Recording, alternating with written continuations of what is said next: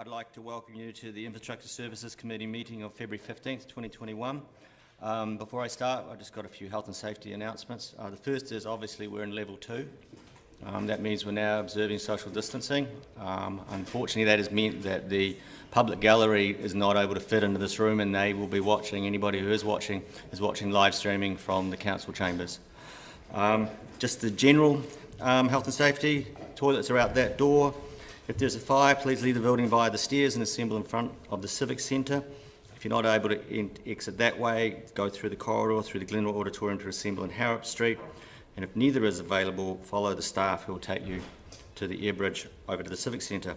In an earthquake, please remain in the building, it's safer, and then take shelter under furniture such as tables and hold on. To the meeting proper, public forum. Item number 1, Alistair Morrison. We have one presenter at the public forum today, and that is Alistair Morrison, the Chair of the Waikouaiti Coast Community Board, who will speak to the committee regarding the lead in the water at Waikouaiti, Karatani and Hawkesbury. Welcome, Alistair.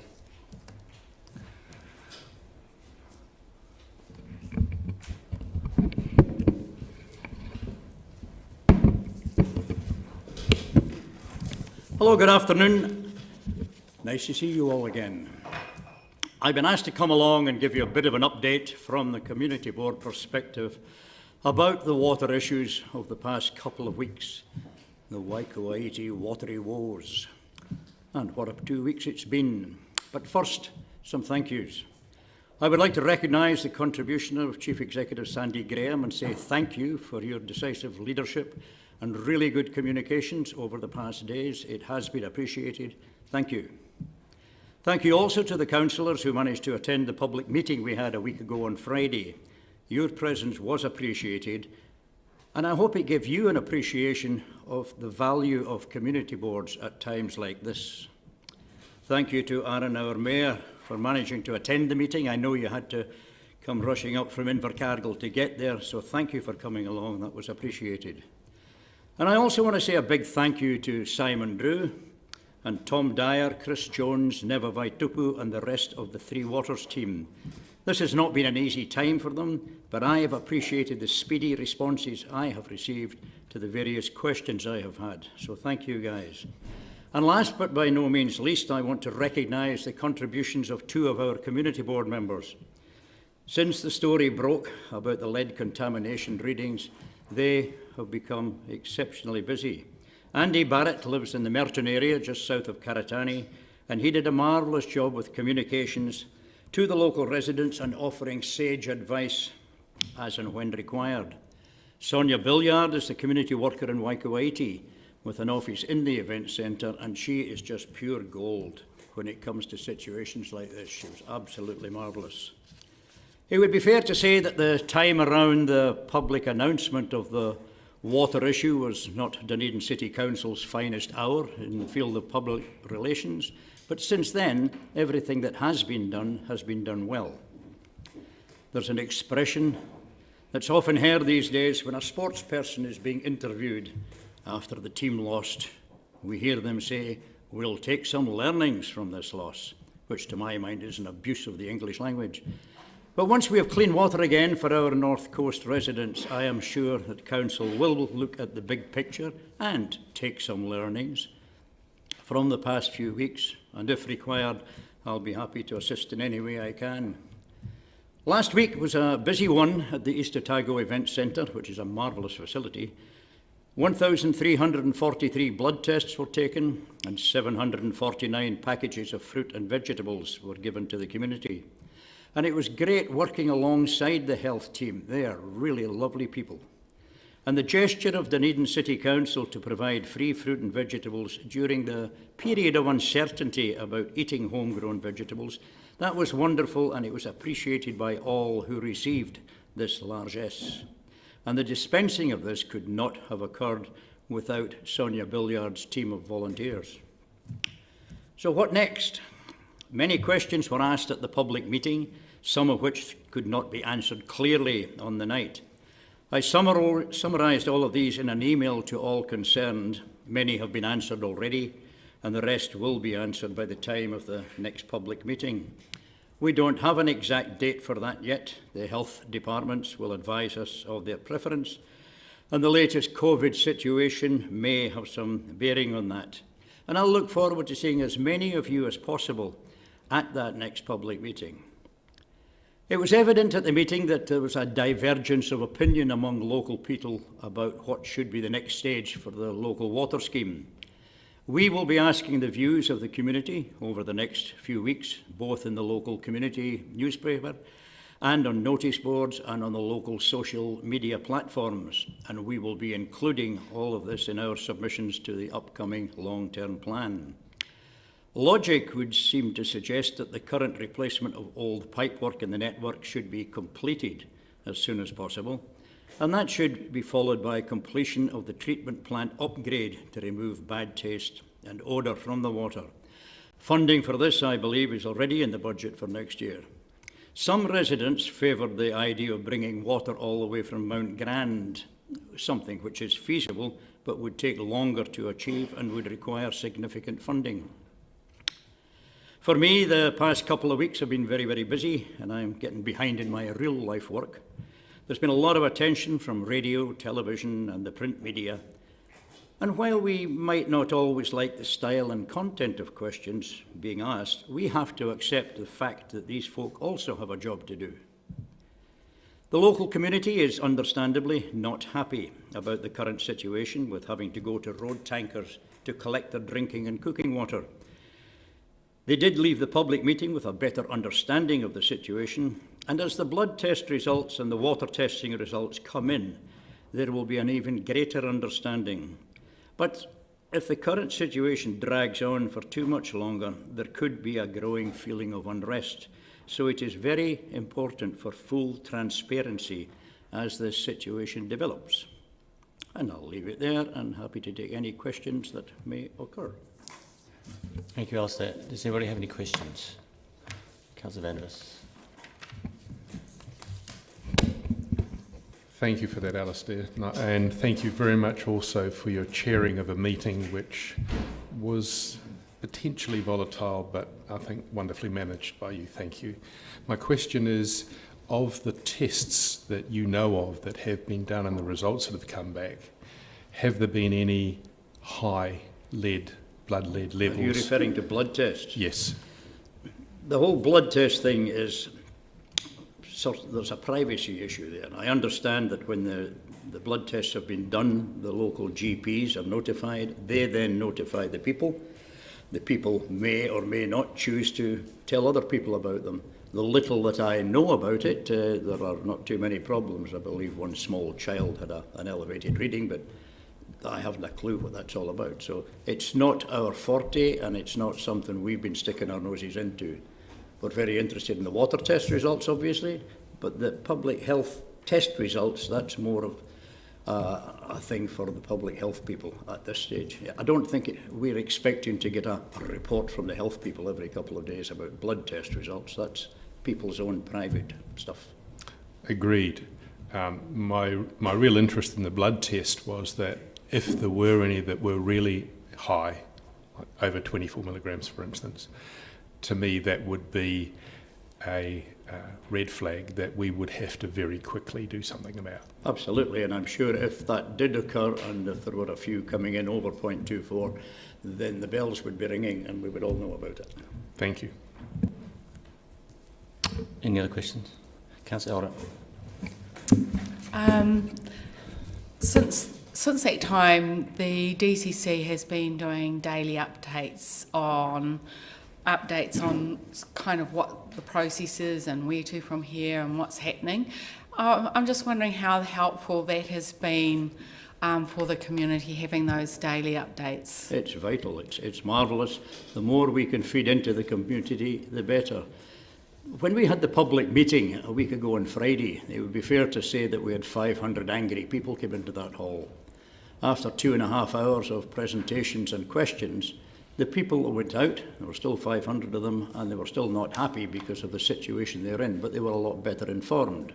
And now, as time has gone by since then, there's a lot more information coming out in the media about the water tests that these guys are doing, a little bit of information about blood tests, so people are gradually getting a little bit more reassured, but they're still not happy, understandably, because they don't know what's going to happen with their water system, and they don't know how long this situation is going to last, and I don't think any of us do just at the moment, if that answers your question. Thank you for that. Anyone else? I just want to ask you one question. You touched on it just then again to Councillor Elder's answer, or answering her question. You said the community will be looking for what's the plan going forward, I assume. In terms of once we get the blood levels back, there'll be some decision and understanding that'll be generated at that point. And I'm sure that, are you saying that you're sure that the community will be looking to see what we do next? In terms of reestate, yes, the community are going to be looking every day. They're going to be reading the papers and they're going to be wondering what's going on. The Power newsletter that comes out monthly, the deadline for that is the last Sunday of a month, so I'll be putting a big article in there about that. We'll be putting a questionnaire in there. That'll also go in the library and on the social media platforms, asking people, not a great big repeat of everything that happened in the hall, but basically saying, well, here are the options for getting your water scheme upgraded. What would you prefer? And once we've had a look at all of that, then we'll put that together, and that will be submitted to the long-term plan. We've got Simon and Tom coming out to our community board meeting on Wednesday, and we're looking forward to that. And I imagine the report we'll get then is similar to what you're about to hear now, possibly with some updates. And we'll take all that on board. And this thing's evolving day by day, and we'll just keep an eye on things. Great, thanks very much. I'm sure you're going to want to stay and watch this item as it passes. I'm going back to the cheap seats, and I shall watch these guys. Thanks very much. Okay, item 2, apologies. Councillor Benson Pope was a late arrival apology, but he's here now, so I guess that isn't needed anymore. Councillor Houlihan may leave at 3 and Councillor Barker may leave at 3:15. I move that we accept those apologies. Can I have a seconder? The worship. All those in favour? Carried. Confirmation of agenda. I move that the committee confirms the agenda without alteration. Second, Councillor Walker. All those in favour? Aye.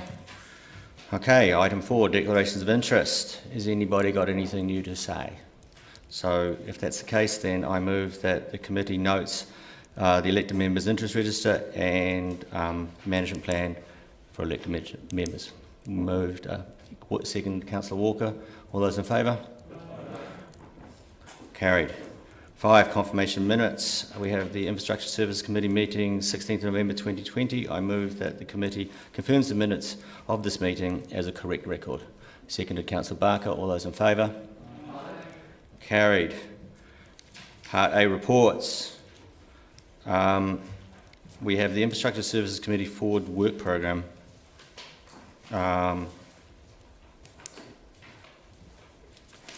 As the next item. Sorry, I'm just catching up on this one exercise. As we're getting ready for the lead one. I move that basically the committee notes the Infrastructure Services Forward Work Programme. Do we have anybody come speak on it? Oh, okay, a seconder? Councillor Staines, all those in favour? Aye. Against? Carried. Item number 7, the infrastructure action items from the Resolutions and Infrastructure Services Committee meeting. Does anybody have any questions on those? I move that the committee notes and the completed action and Resolutions and Infrastructure Services Committee meeting seconder. Councillor Staines, all those in favour? Carried. Now, item 8, which is what we've all been waiting for. Lead in the Waikawai to Karatani and Hawkesbury Village Water Supply. Page 85, Simon Drew and Tom Dyer will be coming to speak to that item.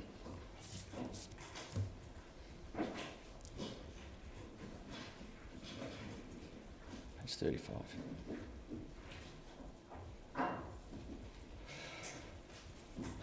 Thank you, gentlemen. Do you want to take it as read or do you want to comment on it?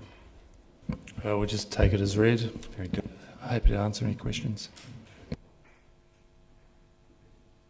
Councillor Barker.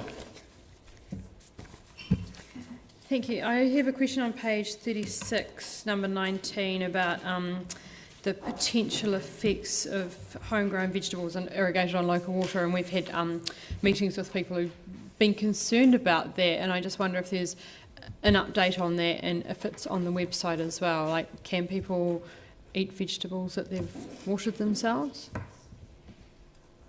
including mushrooms? Very particular question. I'm not 100% sure about mushrooms. However, we have had advice from MPI that's a bit more definitive now, and that has been that vegetables watered with this water should be safe to eat. However, that is quite soft advice, and it can be interpreted a number of different ways. I would say that they were reasonably clear that it was okay, but people should still use the water we're supplying from the tanker to rinse their vegetables. But that's why we've stopped the supply of vegetables from Friday, because that advice was firm enough that we felt that it was okay. Is that on the FAQs? It is. FAQ? Okay, Correct. cool, thanks. Councillor Van der Vis. There are 30 paragraphs here giving quite a bit of information about what went on under discussion. Number 10 talks about maximum acceptable values, but I couldn't see anywhere here, I may have missed it, I couldn't see anywhere here where maximum values were actually quoted, how many of them there were, and that one of those maximum values was 40 times the allowable limit. Why has the 40 times MAV, maximum accepted value, not been detailed in this paper? I'll answer that because this paper is looking at the things that we've done that's been reasonably well canvassed already. The paragraph 10 does say that there were 6 results over the MAV, and they have been well canvassed. All that information is on the council website, including the one exceedance that was 40 times. Right. Is the fact that staff delays for many months in getting this information to the public has also been canvassed the reason that that isn't in this paper as well?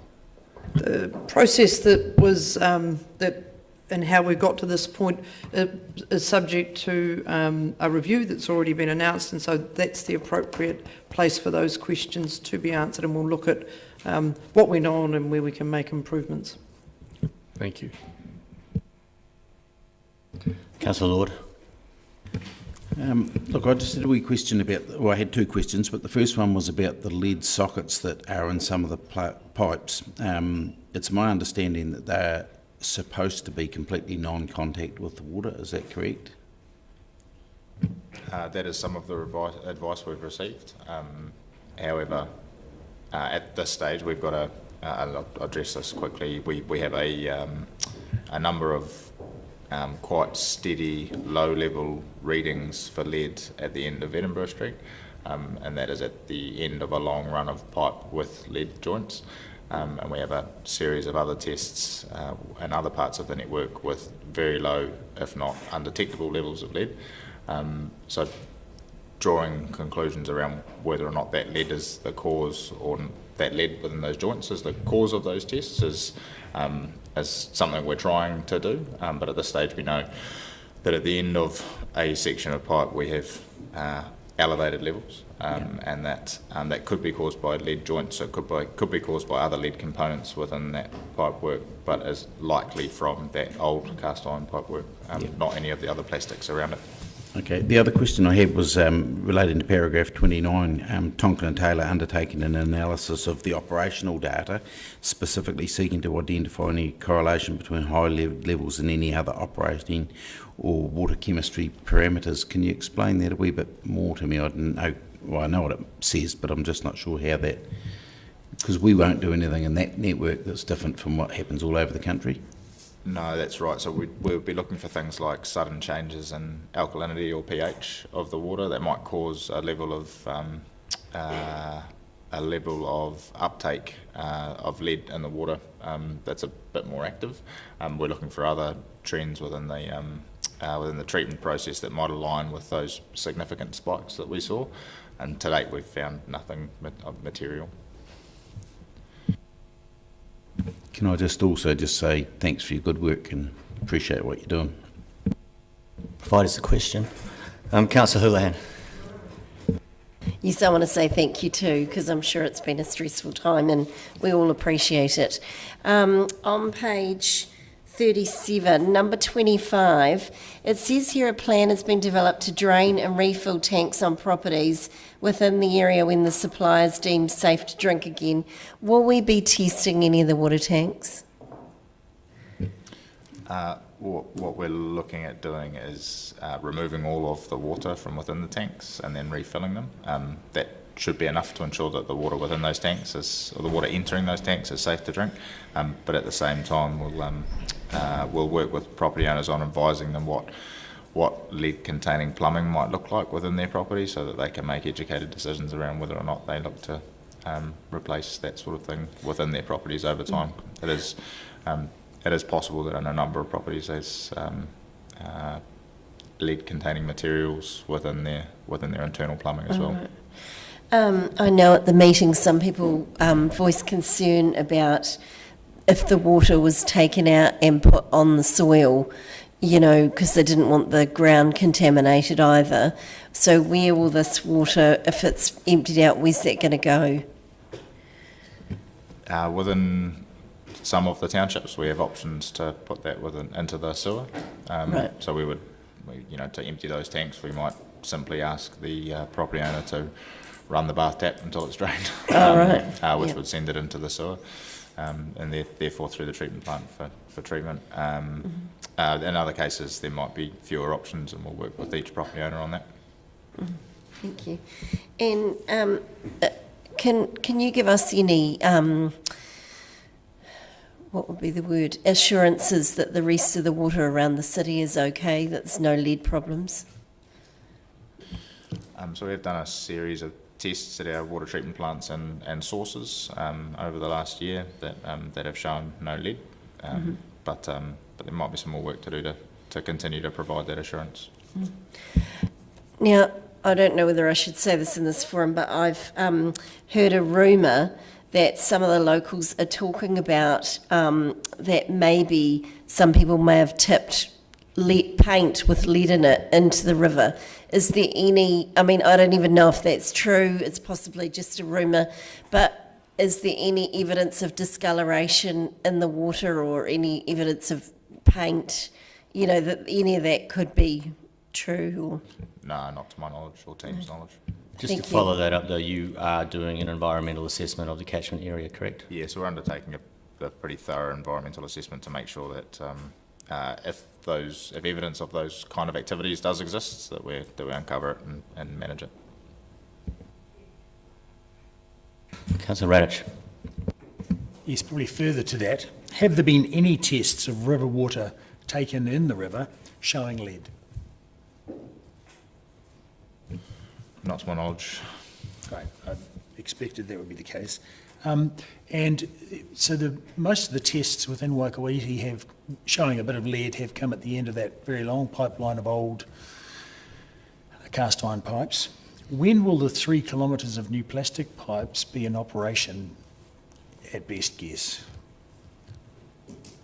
I'd be reluctant to put a timeline on it at the moment. We met with contractors last week and are looking to mobilise as much resource as we can from off existing contracts around the city. We have goals to be started within a couple of weeks, but the time it takes to lay at this stage, I'm not yet certain. We're aiming to do it as quickly as possible though. Councillor Gary. Thank you, Chair. My first question has been answered, but Mr. Dyer, there's been lots of theories and rumours and so forth. Are you comfortable that all of the possibilities are being currently explored or have been in the previous days? Yeah, so we've worked pretty hard to plan out a really thorough investigation. Some physical steps we've been able to take really quickly, and others will take a bit of time. But I've been really pleased with how that's been playing out and how the thoroughness of the results we should be able to pull together by early next week. Thank you. And a lot of the ideas and thoughts have been passed on in good faith with lateral thinking Yeah, in mind. Yeah. So as all of those have come through, we've fed them into our investigations team and either said that thing will be answered by undertaking this test, or that's a new concept, we need to work out how we incorporate that. And my second question is it possible we may in fact never know what the cause was? Is that one possibility? It's probably one that we don't want to consider, but is that a possibility? It is a possibility. However, I think there will be elements we can close out. The pipe within Edinburgh Street being one example, thereby reducing the overall lead content of the water and the overall likelihood or risk of lead getting into the water. And there'll be other steps we'll be able to take to minimise that any risk of future lead contamination as much as possible. But the reading in the reservoir, we may never know. I think that the one-off reading in the reservoir is likely that we might struggle to even know what the cause of that was. And Mike, I might follow up on that. Points 26 through 30 are in fact a forward testing program, is that correct? The lead monitor, the online lead monitor, I assume that's going to be used at the treatment station, is that where it's going to be put in? Or is we're going to install it in the river intake, so it'll be testing water that is moving through the intake and into the raw water. So that particular piece of equipment is going to be pursuing the concept that lead is entered from the river, and if in fact this is in fact a phenomena that is not something more strange as say false positives, that we are pursuing the concept that it's coming in from the river. Correct. As one of the possibilities. Yeah, that's right. So the idea behind that lead monitor is that it would provide an early warning if there was any spikes or change in conditions within the river. And that's 27 and 28, the conductivity monitor, and then the auto samplers are basically monitoring at the same place so that we can get a high fidelity measurement of an event if it occurs. Correct. Very good, thank you. Councillor Walker. Yep, thank you, Mr. Chair, and thank you for the report. And also, sincere thanks from me for your work, and please pass that right down the line as far as it should go. I'm really heartened, I thought a few people have alluded to it, but I'm really heartened by quite a substantive list of actions that have been taken at the infrastructural level, and a couple of my questions have been answered, but I'll ask a couple anyway. Number 24, where we talk about the network reservoirs are being or have been drained, to check for cast iron, blah, blah, blah. What's the status of that at the moment? How far are we into that? So the first one is now drained and being fully inspected and cleaned today. So that's all underway. Planning for those activities takes quite a while. It takes about 3 or 4 days from when we start draining the reservoir to having it empty. The second one will occur likely next week. Thank you. And in terms of the lead monitor that's been ordered, are you cognizant, or do you know of any other territorial authorities that actually use lead monitors? Not to my knowledge. Councillor Van der Vis. In paragraph 13, it says that one of the elevated samples was in the reservoir, as referred to by the Chief Executive. Does this suggest to you, given that you're spending $6 million on cast pipes that come after the reservoir, does this suggest to you that there may be more than one contributor to the lead level?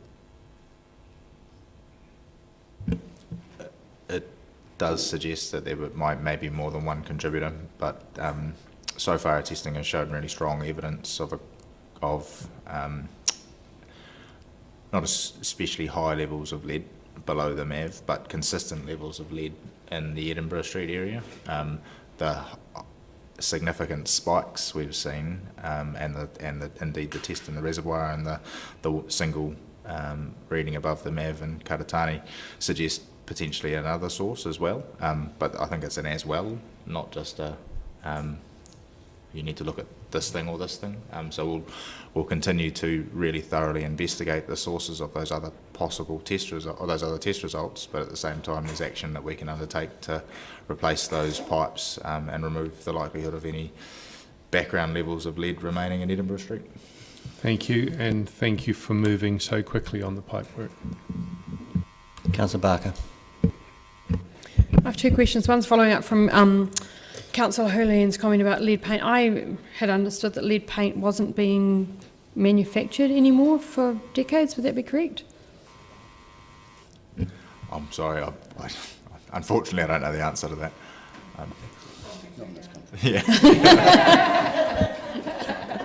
Okay, I might be misunderstanding that one.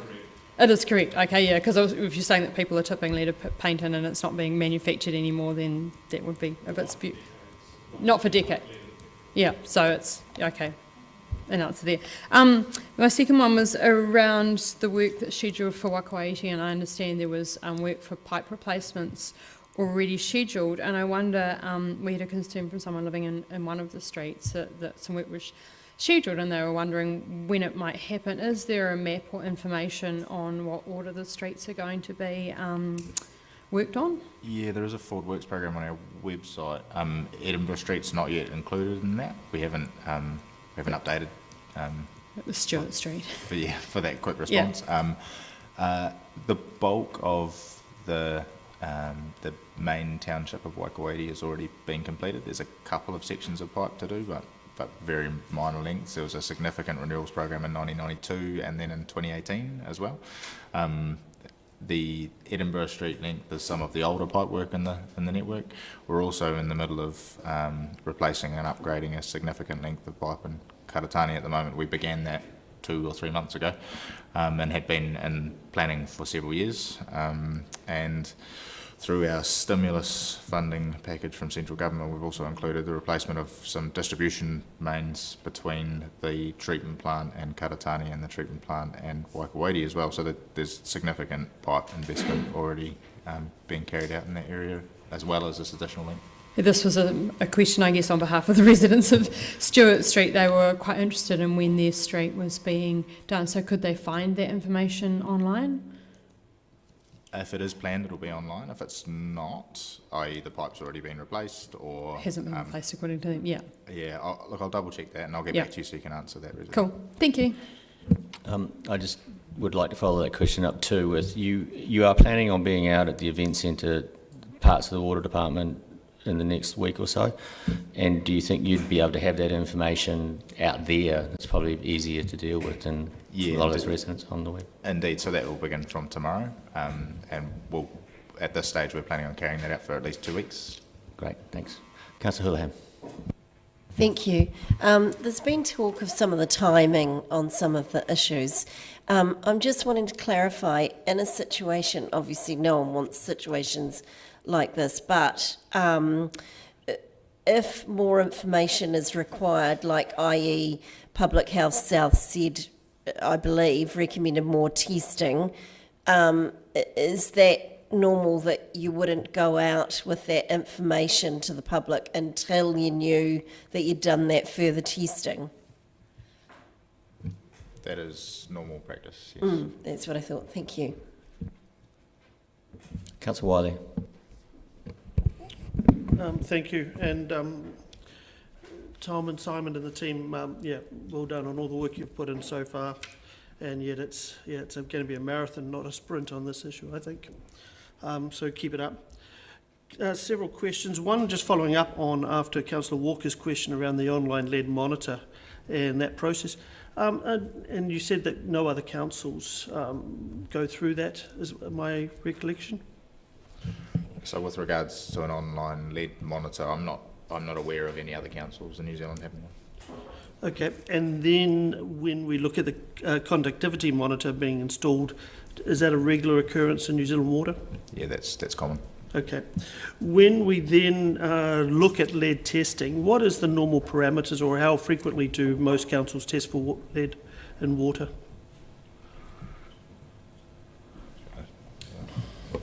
So normally you'd only test for lead if your catchment risk assessment identifies as a risk of lead. Otherwise, there's no requirement. If you've identified a risk of lead in the catchment, then it is 3 tests per quarter. And if those tests show non-detectable or very low limits, 50% below the MAV, then you go to 1 per annum. Okay, and so the initial test back in July, end of July, that was a regular test, or was that a test that was because the work was being undertaken? No, the initial sampling was not to do with the drinking water standards. It was an asset management program. And then from there on, you went to a weekly. Correct. Yeah. So the first elevated result was notified to the drinking water assessor and went to weekly testing from there. Okay.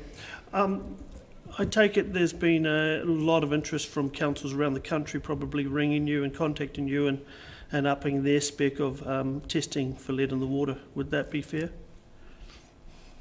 Yeah, we've fielded a couple of calls. Okay, thank you. When looking at Edinburgh Street, is there any correlation to rain events and readings in Edinburgh Street and down by the Wakawaiti Golf Club? Not that we've managed to tie firmly yet. Okay. And then I know the residents and the concern for Wakawaiti, but yet I've been staggered to see that there's been no reading or high reading in, or reading excess of the limit in at the Golden Fleece. And do you have any comment to make on that? Those readings, and indeed the the really frequent low readings in Karatani, have been the reason that we've, with some confidence, suggested that investment in replacing that pipeline at Edinburgh Street as one way that we can reduce the volume of lead in the water, the concentration of lead in the water. And the other thing I could say is that each of those sampling points is representative of, was supposed to be representative of a drinking water zone, of which there are 3. That one is the Golden Fleece sampling point is representative of the largest population area of Wakawaiti, which is encouraging. So would that also mean that because the water's flowing through there, not to the end of the line, because you test at the end of the line, I take it, at Edinburgh, that as the water's flowing through the community, that actually we should have confidence in the water in general across the Wakawaiti community? The testing over the next few days will help us to establish either greater levels of confidence or the alternative. But yeah, I guess all I could say is that there's a bit more sampling to do, but hopeful that that's the case. Okay, thank you. Councillor Elder. I too want to say thank you for all the hard work you've done and the quick response and actions taken. I see point 13, we're looking at working in partnership with the Otago Regional Council, because do they have the responsibility of testing the water across the catchment in the rural area and the Wakawaiti River catchment? Yeah, broadly that's the case, and they also have responsibility for consenting any discharges to the river from non-permitted activities under the water plan. So that could include discharges from sewer schemes or anything else. So have they already been testing over this period, over the last few years? They have some general state of the environment testing that they undertake, but it's quite infrequent, and they have stepped up to do more since we've started working with them on this. Okay, and just at point 20, at the time of writing, daily test results had all shown no elevated levels of lead. So how long has that been since there's been an elevated level?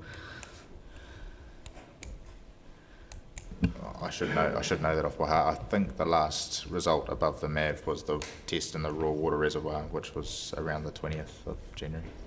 Okay. Thank you. And the other lines have not shown anything since the December 8 spike? We have had continued background levels at in Edinburgh Street, but the other sample points have shown either non-detectable or very, very low levels. Thanks. Councillor Radich. Yes, the conductivity monitor and the pH monitor, they're real-time continuous measurement, is that right? Yeah, that's correct. And will they have alerts? Do they have an alert function built into the instruments? The immediate goal is to try and establish, so if we do start to see another spike in lead from the catchment, is the goal would be initially to try and establish a connection between change in pH and conductivity, and then be able to use that as an early warning in the future. But at this stage, we have no basis for change in pH in the raw water or change in conductivity in the raw water to be able to use as an alarm. However, that's what we hope to establish. Yes, so you're going to go backwards from a lead to see if there's a thing. But so how will they, those measurements, will they be tracked like on a graph or on a series of numbers? Or? Yeah, so they'll, we have quite a significant computer package that monitors and controls all of our water treatment plants and water assets generally, and that package will store all of those results over time. Yes, but is the possibility of having a lead trigger, I mean, not a lead trigger, but an alert triggering function attached to those monitors, is that possible? That is a possibility for the future, yes. That's what we're hoping to achieve. Thank you. Councillor Fiso. Tēnā koe, Mr Chair, tēnā kōrua, Mr Drew, raua ko Mr Dyer. I'd like to add to Mr Morrison's and my colleagues' thanks to you and your team for the blood, sweat and tears that's gone on for the last couple of weeks. I have two quick questions and then a third, maybe quick. The first question is, how many water tankers are there and where are they?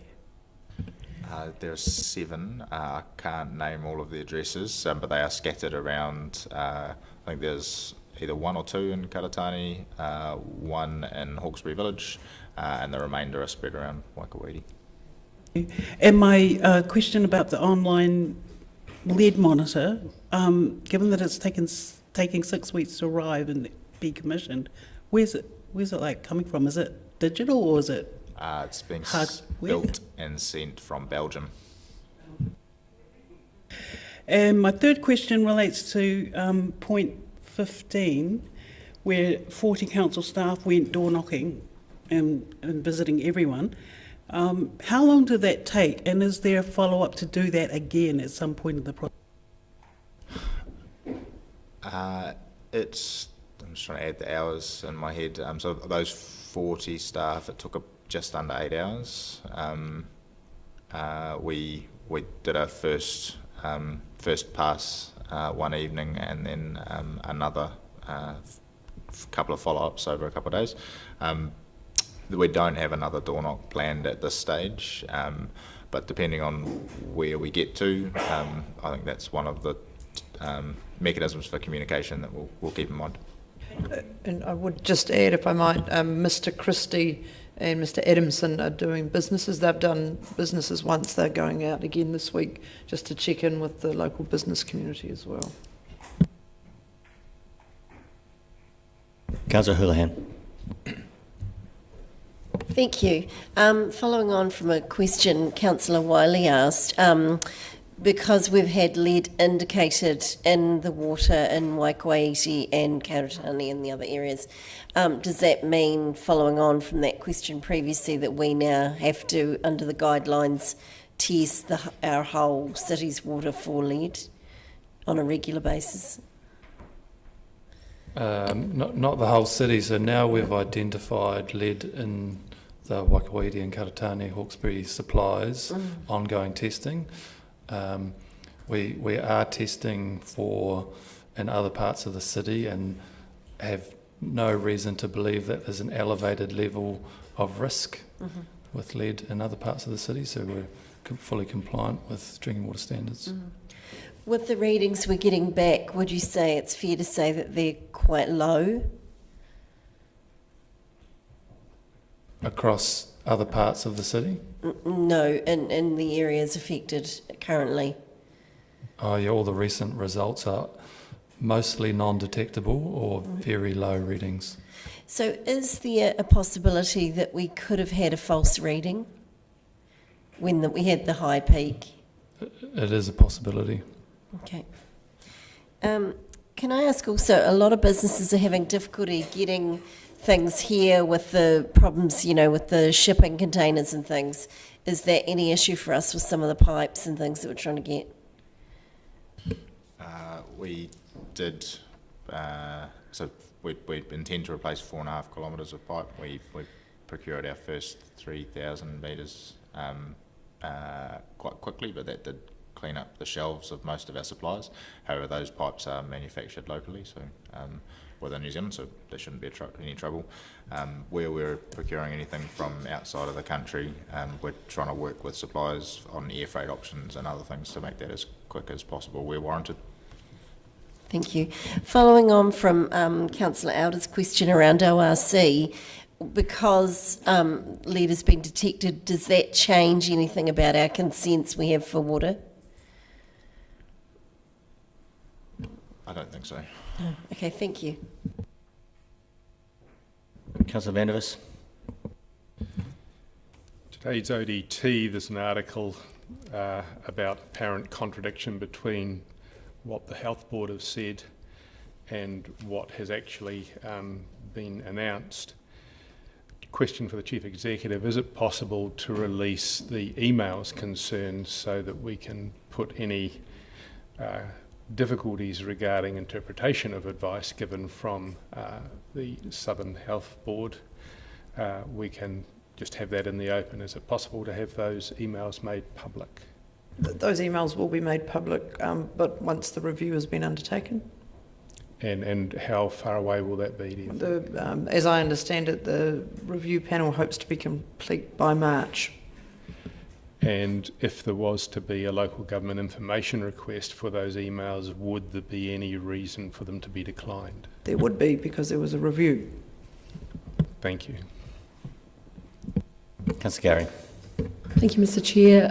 Given we're at level 2 and we don't know what the week's going to hold in terms of that, how would a raise in levels to level 3, for example, affect the operations really around water and Waikaiti, etc.? So potentially. They have already had an effect. So one of our major actions for this week was undertaking catchment sampling with a specialist team who were going to be flying down from Auckland. The supplier for that work, Tonkin and Taylor, has made available some staff from Christchurch who are suitably qualified to do the same thing. So they're briefing them at the moment, and that will continue. But there's a few things like that we would expect will continue to arise. We've also begun planning for any future uplift in levels as well to level 3 or 4, and how our tanker operation would run, how we'd get water to customers efficiently and effectively and safely. And we had a good planning session on that this morning, and I'd expect we'll be well able to cope with it. I just have a couple more questions before I'll move this. The maximum acceptable value has been quoted a lot. Is it correct to say that the maximum acceptable value is actually a value that is acceptable for 70 years exposure at a chronic level? Is that how that number is calculated? Yeah, that's my understanding. Very good. And I believe too that lead is actually pushed down to take into account young children and developing children. Is that correct? Or? It is correct. There was one member of the public who came and asked me a particular question which hasn't been covered, and that is they have a rainwater tank which they've supplemented with water from the system. So we'll be also thinking about those people when we're talking about replenishment and testing of tanks. Yes. Great, thanks very much. And the other one is, again, not in this report, but I think I got it from conversations with Mr. Drew. the budget item that underpinned the testing that we're doing currently now in Karatani, that was from a previous year's budget where you asked for more money for testing of the pipes, is that correct? That's correct. And much of the public works that are going on in Karatani and Waikouaiti now were actually on the books to be done before this occurred. That's also correct. But we're accelerating it now because of the public health risk and the fact there's no drink notice there. Great, thank you. I would like to move then. Are there any more questions? I'd like to move that the committee notes the report of the elevated levels of lead in the Waikouaiti, Karatani and Hawkesbury Village water supplies and the actions taken to date. Do I have a seconder? His Worship. His Worship had indicated he wanted to move, but I wanted to steal the right of reply, to be honest. I've been lucky to be informed by staff a lot during this period as to what has gone on, and those of you who went out to Waikouaiti Friday before last would have seen that. As I asked, actually, people said, "Why is the mayor not on the stage?" It was I asked to be on the stage that day, so that was not an abdication of responsibility. It was actually listening to a councillor who said, "Can I please be there?" There has been some commentary on the testing regimes that went down and the responses that went to date. Some of the stuff came out in the question time today. I think when we're looking at those lead levels that have been recorded, we're looking at two activities. One is a rather old cast iron pipe system that's running down Edinburgh Street that is giving spiking lead levels, but they are all below the MAV except for the cases that have gone above. Now remember, the MAV is a chronic lead dose, not an acute lead dose safety mark. They also have been used by the staff to determine what's called the flushing regime, how often you should move water through that area in order to keep the lead leaching into that on those old pipes below the safety levels. The other activity has been well documented, and it really is probably exemplified most by the spikes on December 8th. They are probably best described as enigmatic. They come at two extremes of the system, and the other parts of the system all registered non-detectable that day. So we have two extremely high measurements with the rest of the system being undetectable levels. That's why that got put on a high watch. But if you look at those measurements, if you looked at Karatani and you covered December 8th and go back all the way to July all the way through to December, it's not detectable. And then bang, and then from there on out, it's not detectable again. The Waikouaiti section that's characterised by the sampling station at the Golden Fleece Tavern has been not detectable or very low throughout this whole period. 2 of the 3 sampling sites at the reservoir have been not detectable or low throughout this whole period. What caused the no drink notice to be issued was the spike in the intake reservoir in January, leading to the belief that we have something that we don't know. It is a precautionary activity at this point to put a no drink notice at that point. It is not an admission of lead poisoning, which unfortunately has been what has actually often been referred to. Councillor Houlihan raised the question of could these be false positives. One of the reasons that you measure more is because those of us who have been involved in testing do see false positive from time to time. And when that is still a logical explanation, it is reasonable to say this may be the most likely explanation. And I prepare everybody for the concept that we have not eliminated false positives yet.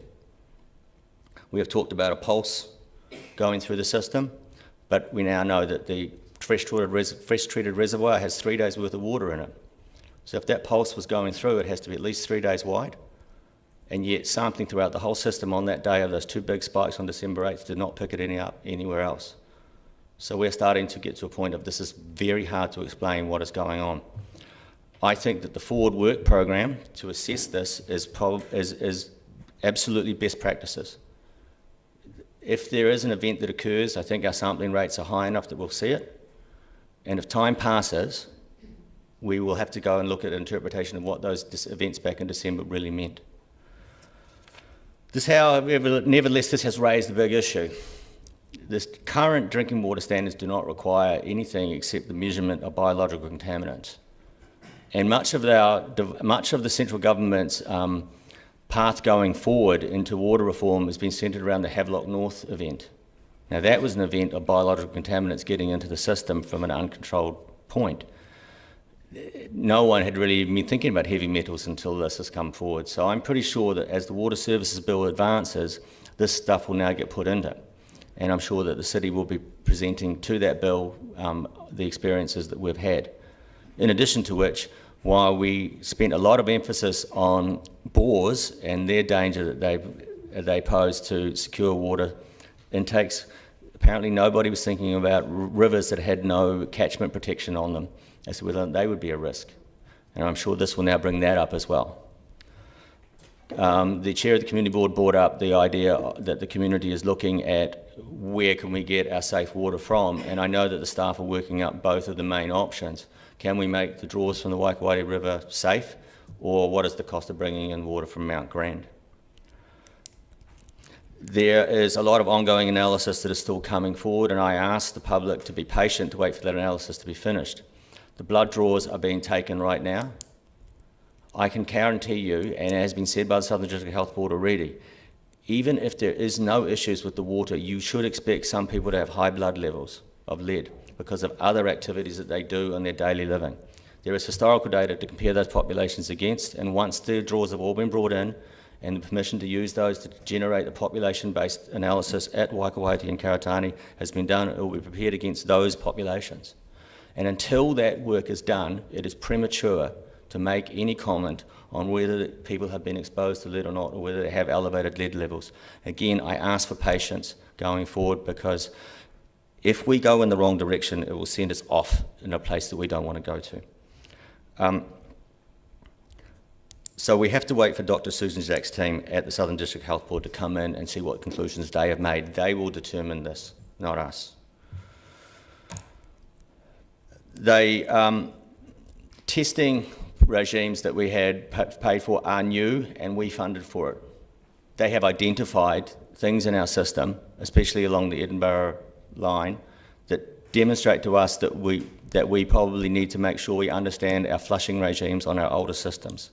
It's relatively easy to maintain old pipes and keep them at a safe level, provided you keep the flow through them right. So we will be learning from these, and they will be coming out as new practices to confirm that in fact we are providing safe drinking water throughout the rest of the city. We don't have to, people have made their statement, and I think reasonably to make it. They wanted to know if Dunedin water and Waikawhati water is the same. So just to clarify here again, the main municipal area for Dunedin comes out of Deep Stream and Deep Creek, which is collected up behind Middlemarch, and that has a large, secure region around it to protect that catchment. I want to finish by saying that I think the staff have done a great job in response. It's been a very rapid activation of how we go forward and what we do next. The question that the community will obviously be asking next is what next? And I don't think that we'll have enough data to be able to say what next for at least another couple of weeks, and I think we have to prepare ourselves for that. However, the staff are working as fast as they can, and I believe that within 3 or 4 weeks we'll have data to say either nothing is coming through that reservoir that we can detect in that month period of looking very closely at it, or we'll see another event. And until that period of time has passed, until either one of those two things has happened, we remain in a period of uncertainty. We have given the people of those communities safe drinking water to use right now, and I think we're doing the best that we can based on the circumstances. Do we have any other speakers? Councillor Walker. Yep, thank you, and thank you to my colleagues around the table for some very sensible questions, and also their appreciation and recognition of the hard work of CEO, staff, right through the organisation. So listen, for me, we don't live in a perfect world. I wish sometimes we did, and I guess with the power of hindsight, all of us would do things differently if we all had a second go. But in this situation, the council had the info and it acted accordingly based on the best info it had to hand at the time. And of course, they diligently followed the guidelines and advice of both the independent drinking water assessor and Public Health South. Of course, there was one weak link, I guess, related to an internal email Probably could have been handled better, but credit again to staff that there's now a process in place to make sure that does not happen again. That is called progress. And my view personally is I think we, as a territorial authority, should be very proud of the way we have responded, particularly in terms of the two main priorities. Firstly, and ongoing, focusing on understanding the potential causes for the elevated lead in the drinking water so that we can actually deal to the problem. I'm certainly not a scientist, and I'm certainly not a pseudo-expert in this field, so thankfully I'm more than happy to leave that to let the experts do their jobs on this one. And secondly, of course, making sure, very importantly, that communities in the catchment areas get timely and factual information. And again, thank you to all the staff for making sure that happens. And I think, like many other here today, I think it's really, really important to pass on a number of thanks. And so I'll start with Sandy Graham, well done. Simon Drew, Tom Dyer, I hope you've had some sleep, Tom, at some point. Please do. And as I said earlier, all those people who have aided you in this process, and I really would like the message emanating from here today to be passed right down the line to everyone who's been involved in this.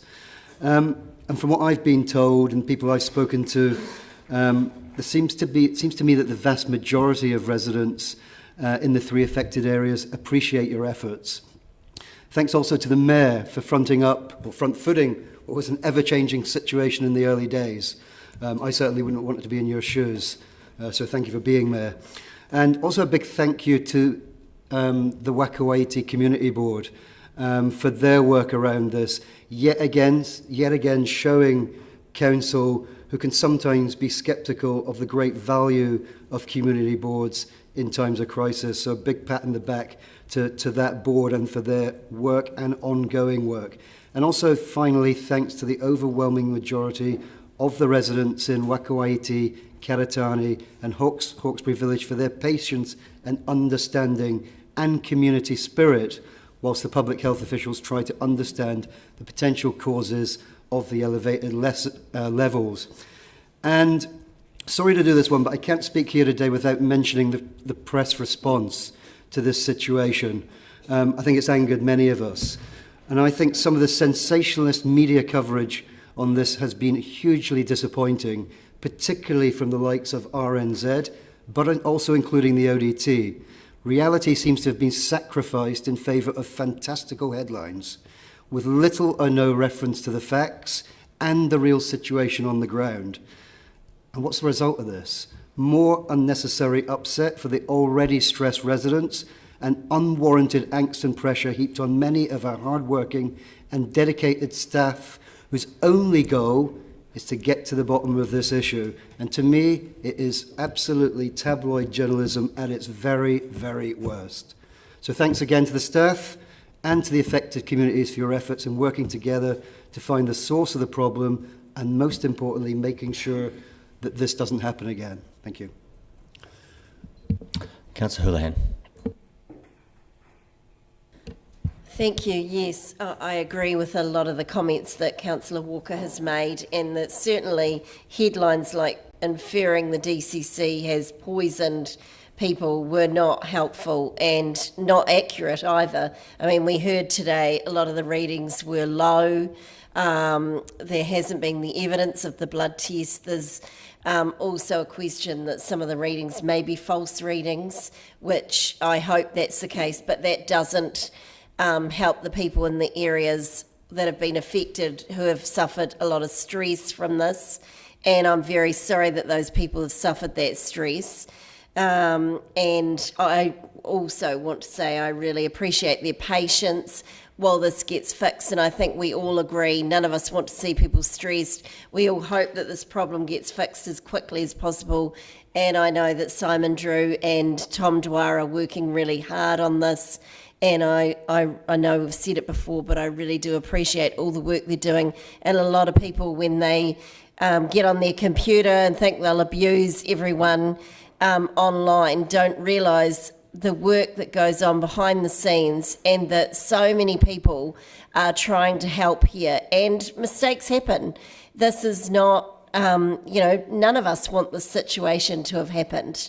And especially the people who live in these areas. I absolutely sympathise with you. I wouldn't want it. I've got young children. It's not ideal, but it's happened. These things do happen, unfortunately. It is life, and we're dealing with it. What the positive out of this is that I heard today is that work that's been needed to be done in these areas is now going to be accelerated. And okay, we've had to suffer the stress, everybody has, particularly the residents, of this happening. But if out of that, the infrastructure gets fixed quickly and money is spent in these areas, I think that is a real positive. And hopefully it will mean we don't see these problems again. But I realise we're not the only city who has this problem. Every city in New Zealand and in the world, has these problems with water. So it just highlights once again that city councils need more money for infrastructure. And I've said it many times, as many of us around here have, infrastructure, our basics, our foundations in our city have to be strong, and we need the money. So any more money the government can give councils to spend on that is needed. Thank you, Your Worship. Thank you, Mr. Chairman. I want to echo the thanks that have been already offered to the affected communities in Waikawaiti, Karatane and Hawkesbury Village. Their patience has been noted a couple of times, but mostly I want to thank them for the way that they have bought into the DHB's blood testing program. That is a significant sample size that we've been able to generate, and the larger the sample size, the better the information that we can get, and that has to only be helpful in the long term. This is absolutely a distressing situation for those people to find themselves in through no fault of their own, and I acknowledge that, and it is absolutely understandable that people are anxious and that people are concerned. And that they have a lot of questions, and we are trying to answer those as quickly as we can. I'd like to thank the Community Board for the work that they have done, the leadership that they have shown, and the support that they have offered on the ground, particularly at the East Otago Events Centre, both through the organisation of what I thought was a very constructive public meeting there on the Friday evening, but then all through last week in supporting the distribution of food and the DHB's blood testing service. Mr. Morrison, in his deputations at the public forum, described it as not being the council's finest hour in the early stages of that, and I think we would all acknowledge that. Both from a systems point of view and from a communications point of view, there are things that we could have done differently and probably could have done better. It's why I asked the Chief Executive to undertake a review of exactly what happened up until that point, and we will do that informed by and at the conclusion of the Ministry of Health's review previously announced, although health authorities got somewhat busier over the weekend, so we'll see what implications that has, if any.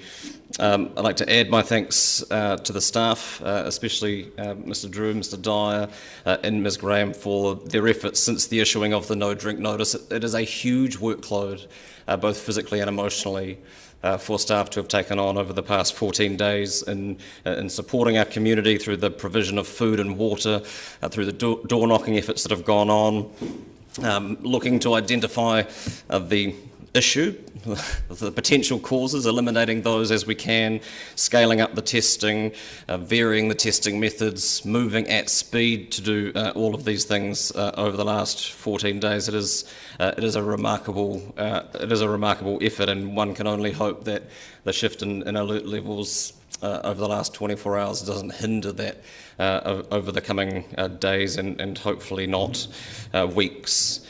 Certainly what happened in the lead up to that will be well canvassed through at least 2 reviews that we're aware of. But I think the focus at the moment has to remain on fixing the problem and ensuring a safe drinking water supply to that part of the city. As Councillor O'Malley has alluded to, the implications of this stretch far beyond our already expansive geographic borders here in this district, and it is timely that the drinking water standards are up for review through the consideration of the Water Services Bill, and I would ask, and I don't think we need to ask at this point, our legislators to look very carefully at the adequacy of the drinking water standards under which we operate for protecting the public health of our residents. And finally, I wanted to pass on my thanks to the DHB and to our public health team for working with us and keeping us informed as things have moved on, particularly for their blood testing work. That is no small feat to get something scaled up as quickly as they did, and then be flexible to move from Waikawaiti to Karatane and offer a service out there in response to requests from the community. It has been a significant piece of work for them, and hopefully will provide us with very good information upon which to base our future steps in terms of how we manage our water infrastructure in that part of the city. Thanks. Bishop, Councillor Gary. Thank you, Mr. Chair. I want to start by acknowledging the community and the difficult time they have been through. I'm in the situation of having had personal experience with both water testing, and I hasten to add I'm not on town supply, this is a separate supply. All of the emotional roller coaster of water testing and supply and how difficult that is, and finding out difficult information that provides you with guilt if you're a parent of young children or whatever. And so it is particularly hard for this community to have gone through this experience, and I want to acknowledge that deeply. These graphs and statistics were an aberration from what we saw, and it is very understandable that the community has huge questions about why and what will happen now and what's going to happen in the future. But at the time of a public health crisis, it surpasses all other things. It's a time for organisations to work together, as we have with both the ORC and the DHB. It surpasses politics. It's a time for the community board to step up, and they have. And communities like this show great resilience at times like this, and community boards are a really important part of that, as Councillor Walker alluded to. It's not a time for finger pointing. And it is a time for the media to step up. And that has been one of my great disappointments at the sensationalising of headlines in particular that only cause more distress in a community that is already under huge stress. So facts are key, and this as we know. And we may never know what the cause of this was. There have been many, many theories out in the community, and I've been fascinated by the lateral thinking of lots of people in the community, and done in good faith and passed on. But it's about dealing in facts. And I want to add my thanks to the team for the protocols they've followed, for their extraordinary professionalism and commitment and long hours. And I know they have felt this very, very deeply. They too have families and young children, and they are committed to their job, and it has been very distressing. And they're focused on finding the problem and finding the solutions, and I commend them for that.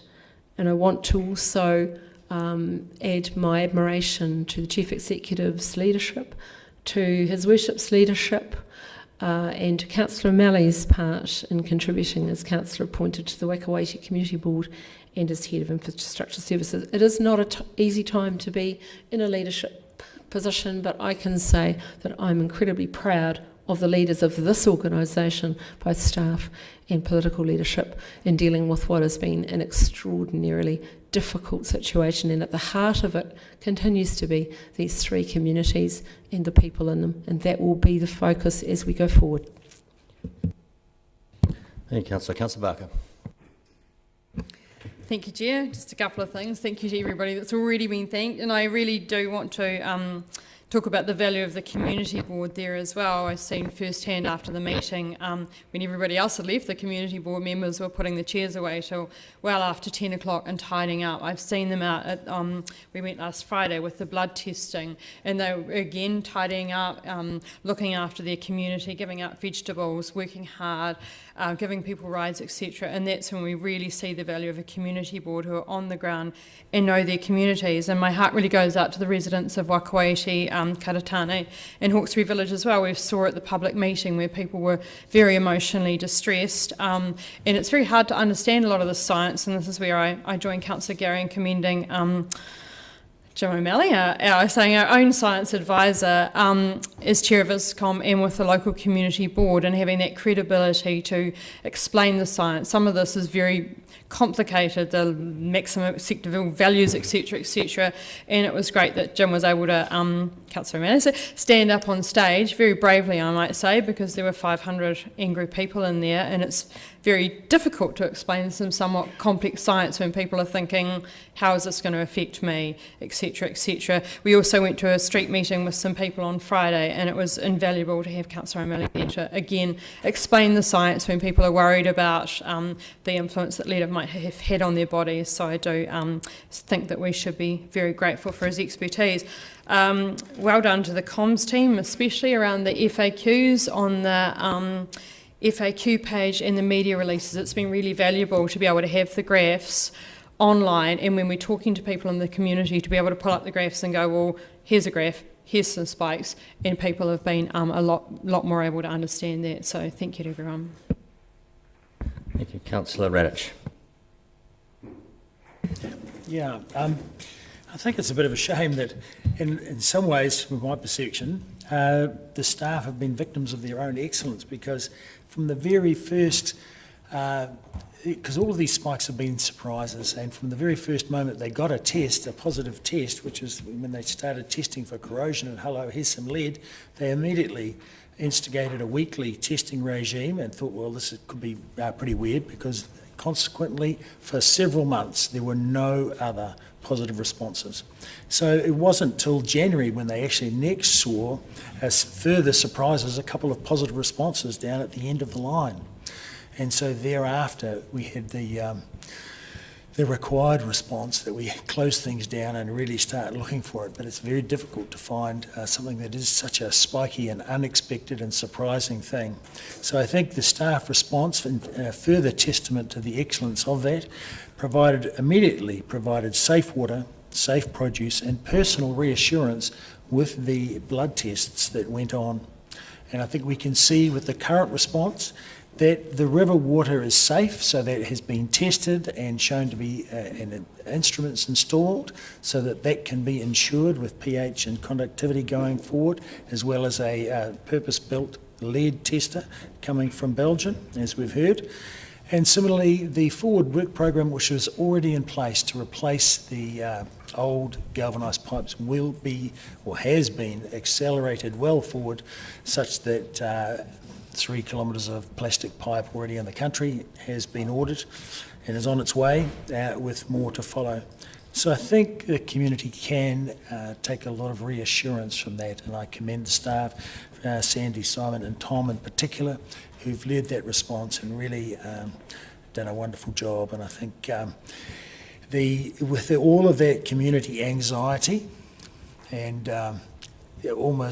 actually great deal of terror amongst young parents, it was appropriate that councillors and the mayor went to Waikawaiti and stood in front of the community and allowed them to express that feeling, and that was a good thing, and did settle things down markedly so that rational discussions could take place and further things to calm the situation happen. So it's a very steep learning curve when you have events like this, but I think the net result at the end will be that the community will have much better water much earlier than previous.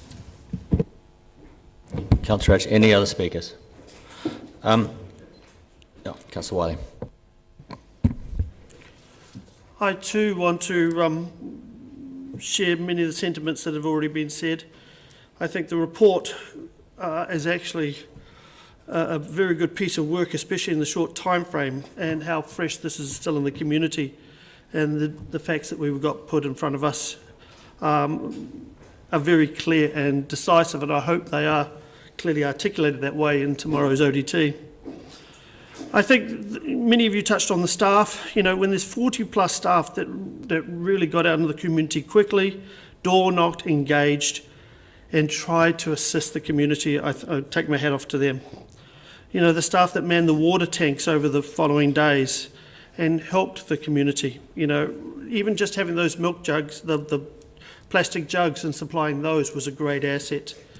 The fresh produce that's been touched on, again, another great assist to the community. But at the bottom of it, it's the people of the Wakawaiiti, Karitani and Hawkesbury villages that have been affected here. Personally, I'm sorry they went through this. I really, the gutting emotion of that meeting and what these residents went through was really heartbreaking. The emotion of the young parents and the elderly. What was going to happen to them? And I think the word sorry hasn't been used enough. I've hardly heard it, I haven't heard it once today. And I think that to me is the most important part. To say, you know what, we're sorry this community went through this. We don't have all the answers for you yet. We don't understand all the issues yet. But guess what? We're trying to get to the bottom of this as quick as we can, and we want no part of our city, no matter which corner it is, to go through this. And as a councillor, when I went up and visited them on the Friday, I saw that raw emotion. I saw how much pain those people were in. And I think really, let's all just acknowledge, none of us would have wanted to go through that process. You know, and think about how much water we've been drinking, no matter what they were thinking. The data, you know, there was a lot of unbelievable extremes out there, and how badly they thought they'd been affected. And they could be affected. We don't know yet, we haven't got to the full bottom of it. But the bottom line is, I'm sorry that any of those residents went through this.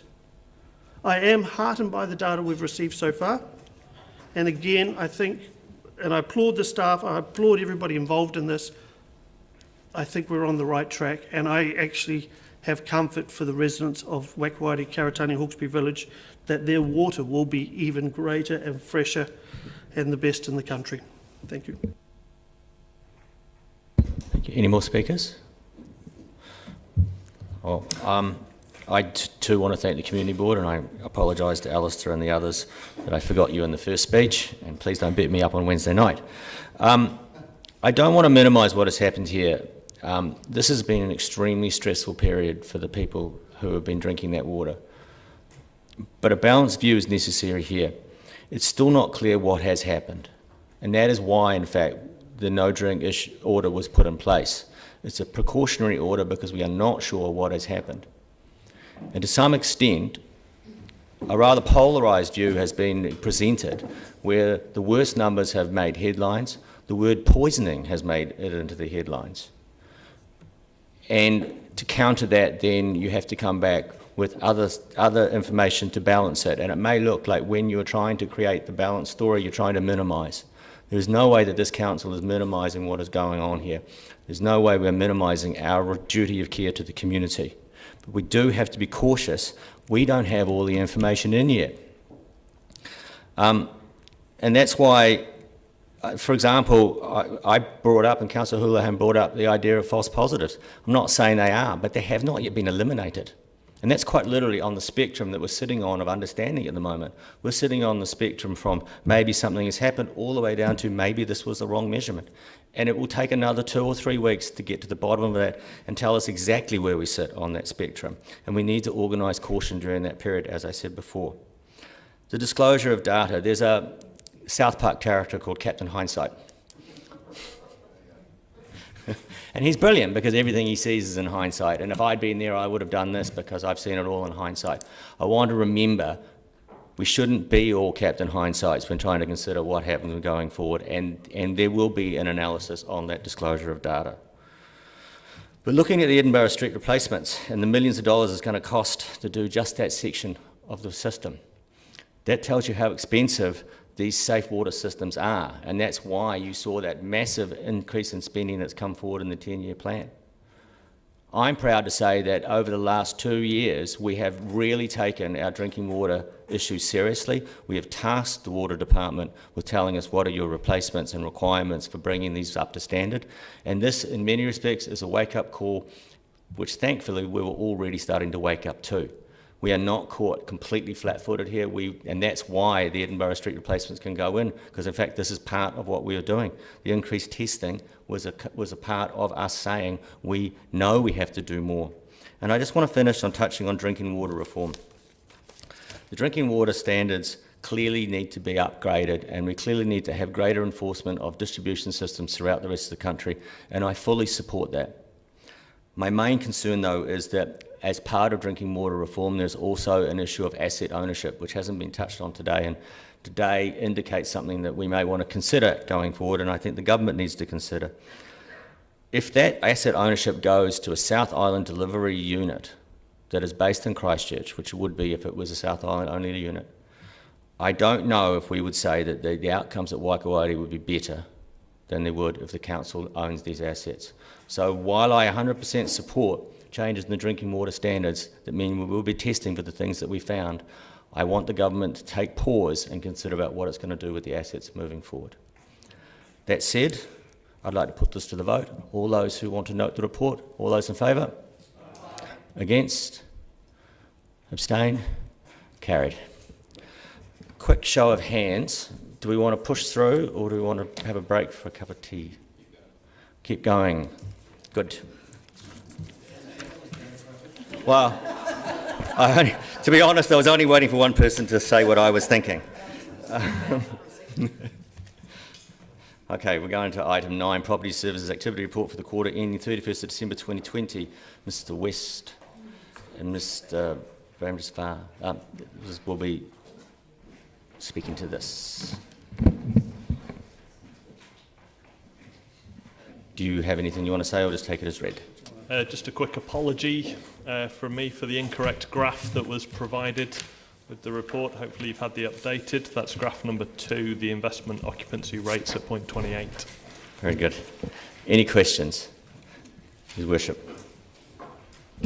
Thank you, Mr Chairman. I was, until this agenda came out, blissfully unaware of the fact that the ex-Happy Hens building was part of the council's property portfolio. Do we have a, and by full disclosure, I've been a tenant in another life of another building that we have in that portfolio, but is there a process for what we then do with those facilities when they become vacant? How are those vacancies managed? Because it's obviously not the same as putting it out for lease, which we would with our commercial properties. Yeah, so for the community properties that we hold, yes, there is a process. We make them available to the community for expressions of interest. We work with the community board to see who would be interested. So the 2 that are mentioned in this report, one up in Waikouairi, we've been working with Alistair Morrison, and then the Peninsula Community Board for the former Happy Hen site. Councillor Barker. Thank you. I have a question on page 42, paragraph 26, where it's talking about the community housing, and it says approximately half of applicants in the priority category of the waitlist have received an offer of housing at some stage, which they have declined. And I see that the priority 1, there's about 157 people in it, so it's about 75 people turning down housing. What reasons would they be turning it down for? 2 main reasons. Typically geography. They're waiting for a specific unit to come up in the area they want to live, and sometimes size. They're not quite ready to downsize yet and move into the unit. Okay, thank you. Councillor Vandevers. Rental income. For decades, the community housing that we had was able to operate and expand the number of houses on a cost-neutral basis. And I think a lot of people were very happy with that for many years. Can you tell me when, at what year perhaps, we got to a point where it didn't remain cost neutral, and we weren't able to essentially keep it going just with the rental profits. I can't tell you that off the top of my head, but I can look into that and tell you when the first time we didn't break even was, sure. Okay, I look forward to getting that. And it may also come into the next question, which is when was the last time that there was a rental increase in the community housing? So the last increases normally happen in August.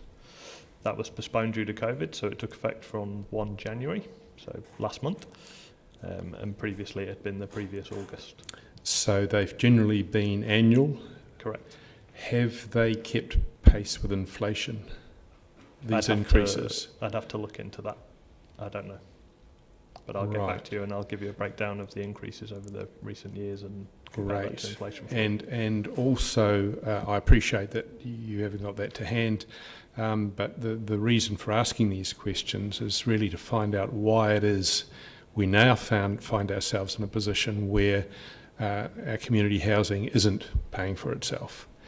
And if you could provide any comment on reasons for that, I'd very much appreciate it as well. Thank you. Councillor Houlihan. Thank you. Can you tell me why we bought the Happy Hens house? No, I'd have to look into the history and how long council has owned it. It's part of the reserve there. All right, thank you. Councillor Walker. Yep, thank you, Mr. Chair. Thank you, as ever, for an excellent report. A couple of questions. Congratulations on the completion of the Palmyra Stage 2. What's the feedback been from the tenants going back in? Yeah, really, really positive. Yep. Great. And second question is around the government funding we got for the community hall repairs of 400 and something thousand. Is that fully ours, or is it like for like funding? That was a grant, so fully invested into that. There was no free match money. funding. Excellent. Yes, Worship. Thank you. Firstly, just picking up on that community halls funding, the one thing conspicuous by its absence on the list of things that it was covered was earthquake strengthening. Was that excluded or just omitted from the report? I know that is an issue with some of our community halls. The grant funding that we got, none of it has been used for seismic strengthening work.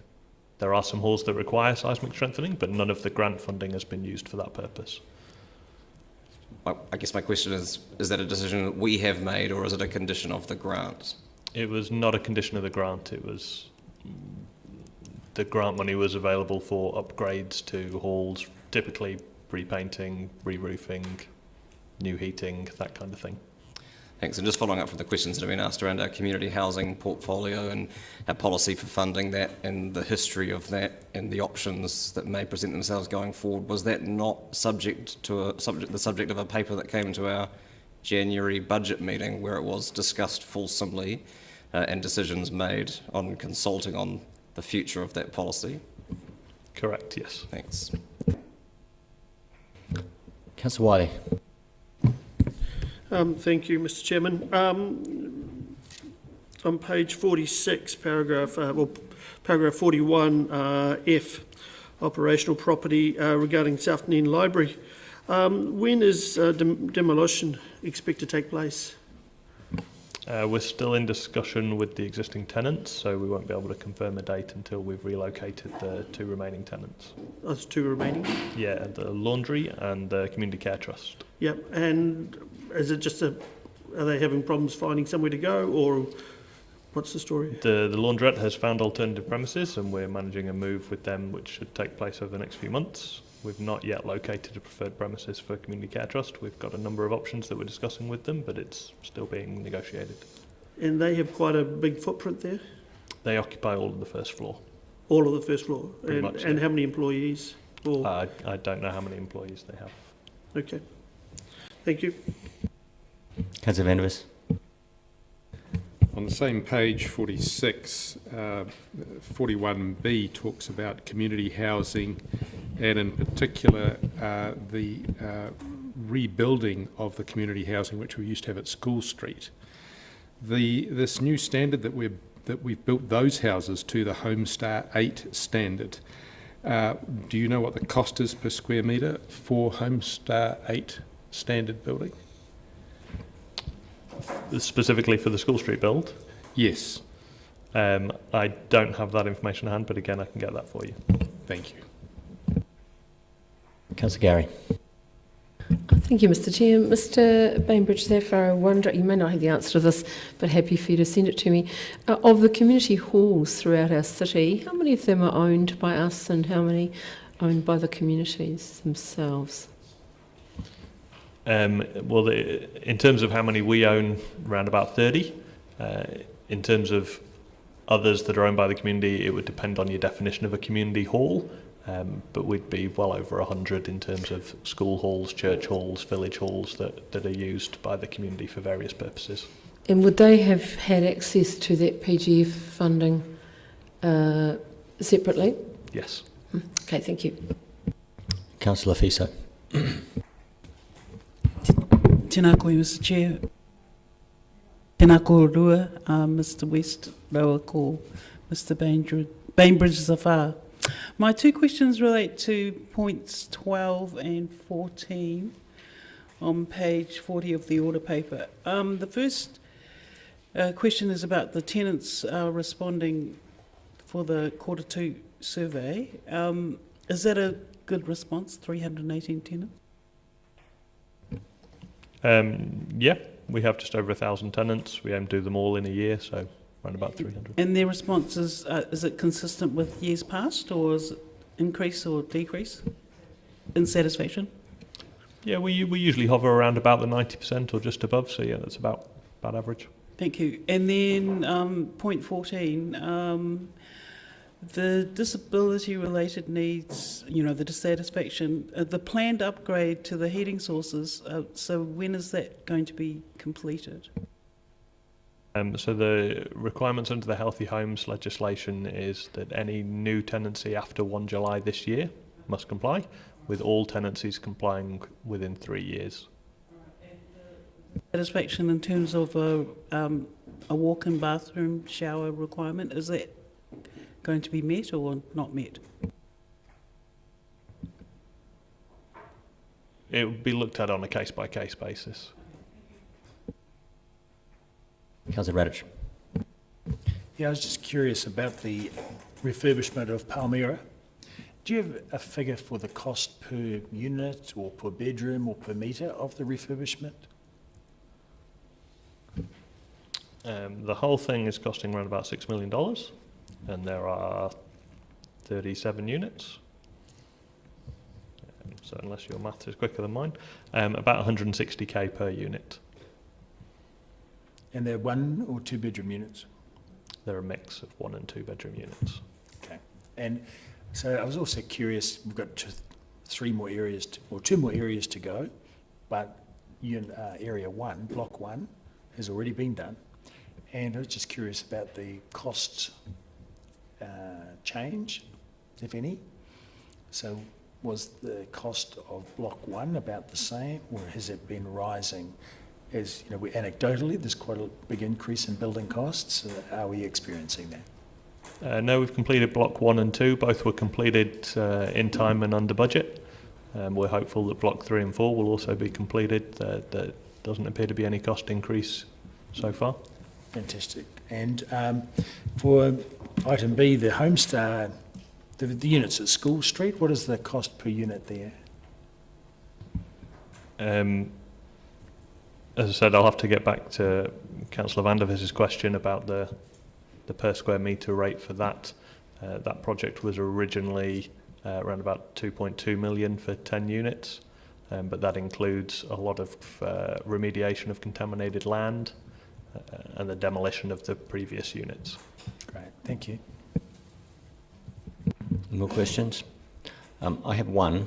It's point 23, it's the graph, the number of applicants on the wait list. And it looks to me like from July 20 to December 20, we've gone from somewhere like 245-ish up to 280, 281. So that's around about 35 new people got on the list from a baseline of only 240. So that's more than 10% increase in just 6 months. Right? I think the maths is correct there. Are you seeing increased demand on the housing supply? Like, obviously you are, but are you seeing a dramatically increased demand? The wait list has been increasing steadily over the last probably 2 years or so. Certainly in my time in council, it's been increasing by roughly that amount, month on month. That's great. In no more questions, in that case, does anybody want to move that we note the report? Councillor Hall, second. Councillor Radich. Councillor Hall, do you want to speak? Anybody wishes to speak? In that case, I'll put it. Those in favour? Those against? Passed. Item 10, Parks and Recreation Activity Report for the quarter ending 31st of December 2020, Mr West and Mr McLean.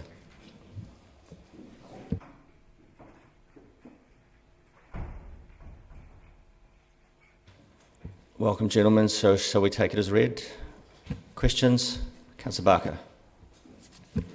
Thank you, Chair. I have a question around the Botanic Garden on page 51, number 19, where it says that the first of the stakeholder engagement workshops have taken place and then there's more to come. I just wonder who's being consulted. Is it going out to all of the community, or are there just certain groups that are being picked for consultation? Thank you, Councillor. Through the Chair, we're engaging early with a number of stakeholders, so the university, some schools in the area, polytechnics, etc., to help shape up a draft that we can then take out to the community. So. Okay, so it will go out to full community consultation? Yes. Okay, that's great, thank you. Councillor Lord. Yeah, look, just speaking to point 16, the Mosgiel pool, just wondering how soon we expect to see some shovels in the ground and work taking place out there. So the project group are meeting weekly with the Cook brothers, and I think they're aiming I think they're aiming for approximately August, so but the site, construction site will be established fairly soon in April after the closure of the current pool season. So towards the end of April, Cook brothers will be on site setting up, so within the next 6 months. Is there much of the old pool that will be reused, filters, pumps, anything like that, or pretty much all starting from new? So I think it's pretty much starting from new given the age of the current pool, but it was part of the tender that we considered how we dispose and reuse as much of, particularly around the concrete and some of the infrastructure, using it for fill, yeah. Councillor Gary. Thank you, Mr Chair. Around Taironi, item number 15, I just wanted to explore the note about the wildlife permit. I wasn't aware of that. I was just interested to learn more. Thank you, Councillor. Through the Chair, so we have to have a wildlife permit to disturb the site. There's a lot of lizards on site, so we've had to prepare a lizard management plan. So we've had ecologists on site late January, undertaking baseline assessments, and then we have to go through a process of relocating lizards into lizard enclosures to keep them safe during the disturbance of the land. So we're doing that in conjunction with Port Otago because they need access for heavy machinery through there as well. So it's all about protecting the wildlife on site. And so the lizards will go back when the work's finished? Is that the plan? Yes, that's correct, yeah. Thank you. Councillor Elder. Just 3 questions. Tunnel Beach car park, the resource consent has been lodged. Is there any timeline on when that will be completed, that whole area with toilets, etc.? Through the Chair, no, we don't have a timeline for completion. We hope to hear back from the Commissioner towards the end of this month as to whether that it'll be a limited notified consent or full notification. So we'll know later in February, the next part of the process. The city sanctuary with the backyard trapping, is there any tracking of the increase in, say, bird species or the number of native birds in those areas? Through the chair, there is some monitoring of birds undertaken by community and uploaded to an app. That's one of the outcome performance measures, but it's not a formal part of the city sanctuary trapping work, but it's a hopeful outcome. Anecdotally, I've heard that people are saying there is an increase, but so tracking it isn't done yet, as yet. It's not a formal part, but it's likely to become it's certainly an indicator measure for the predator-free Dunedin project. Cool, thank you. Worship. Thank you, Mr. Chairman. Just a question around the freedom camping numbers, and we're all expecting fewer given the lack of international visitors in the current context, but the numbers themselves are down by half and complaints just more than half, but infringement notices only down by 20%. Is that a percentage of the visitor total, or is it an overall figure that makes lie of the suggestion that it was just naughty international visitors that were causing us grief in the freedom camping situation? Through the chair, I won't make a comment on the behaviour of international visitors. So that's it's a percentage of the visitor numbers. Yeah. Thanks. We got any more questions? Councillor Walker's indicated he's willing to move this. Do I have a seconder? Councillor Benson-Pope. So I'll put it all. Do you wish to speak? Oh, he does wish to speak. No, sorry. just I'll be very succinct in saying thank you for a very succinct report, and I guess there's nothing like a lizard management plan to get the council's juices flowing. Thank you. Any other speakers? Councillor Gary. I just wanted to comment on the Tauroni project and in particular mention several people. This project is now underway, and the community's been incredibly patient, and I just want to note the work of our staff over many, many years to get to this particular point. But I particularly want to mention three people. I want to mention Mr. Des Smith, who's been at the forefront of this community effort.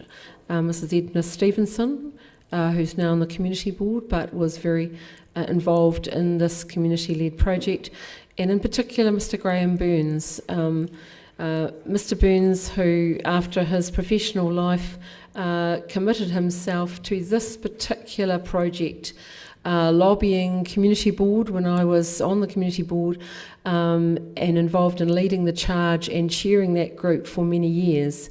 And he is suffering ill health at the moment, and I just want to say how delighted I am that the community is able to celebrate the start of this project, and that we owe a great deal to these people in the community who showed great grace and patience through many years to get to this point, and it's due to the efforts of those people I've mentioned and the team alongside them that we're where we are, and the various organisations who've partnered up to deliver this project. Thank you. Councillor Barker. Thank you, Chair. I just want to pass on my congratulations around the Botanic Garden retaining its 6-star garden rating as a garden of international significance. It's held this since 2010, and there's only about 10 gardens of international significance in New Zealand, so kudos to them. It's a real jewel in the crown for both our locals and our visitors, and we note that in the ROS survey that about 76% of Dunedin people visit, and there's a 93% satisfaction rating. That's the reason why I asked the questions, to ensure that there is wide public consultation on the strategy going ahead for such a well-loved Dunedin icon.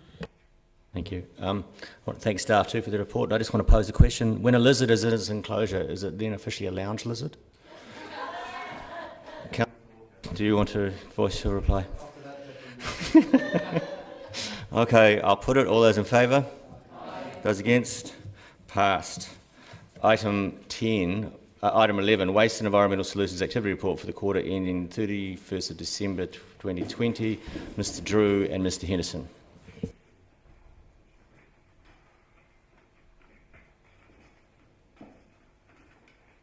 welcome Mr Henderson. Are you ready to take questions, or do you want to speak? Okay, questions? Councillor Barker. Thank you. I have a question on page 55 around the, so under value and efficiency, paragraph 10, around the waste diversion. And I just wonder whether that could be as a percentage of total waste, because obviously the increase of waste being diverted is increasing, but it would be interesting to see if the amount of waste is also increasing. That's my concern, is that there's a whole lot more waste. And is our recycling catching up? Are people being better at recycling or not? Do we have that information? We have total waste to Green Island landfill only, not the total waste for the whole district.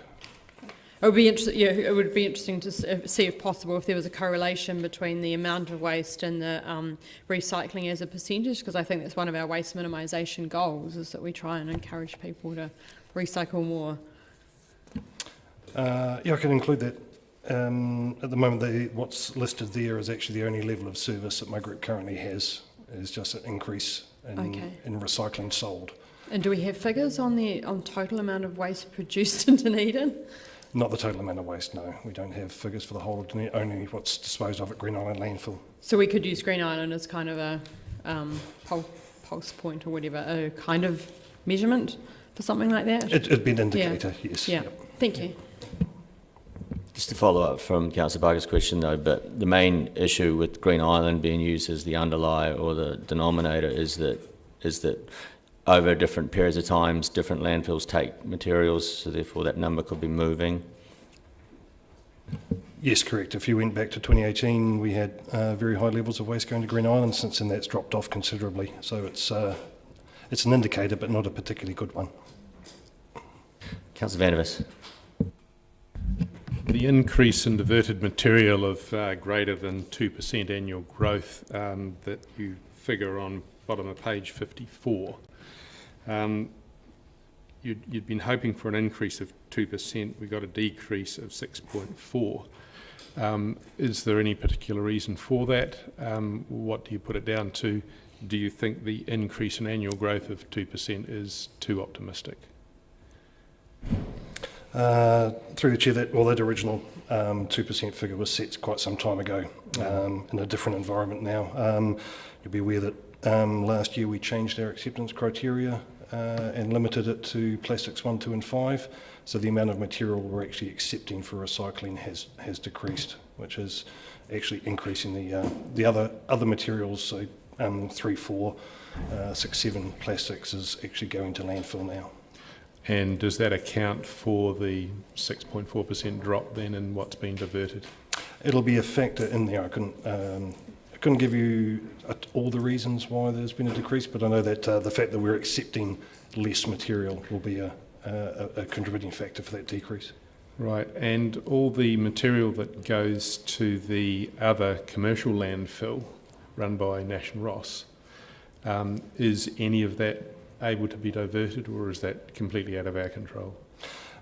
We don't obviously have any control about what goes in there. I would suggest that a lot of it, what does go in there, would be construction and demolition material from commercial interests, and that material, a significant quantity of that could be diverted if there was other facilities available.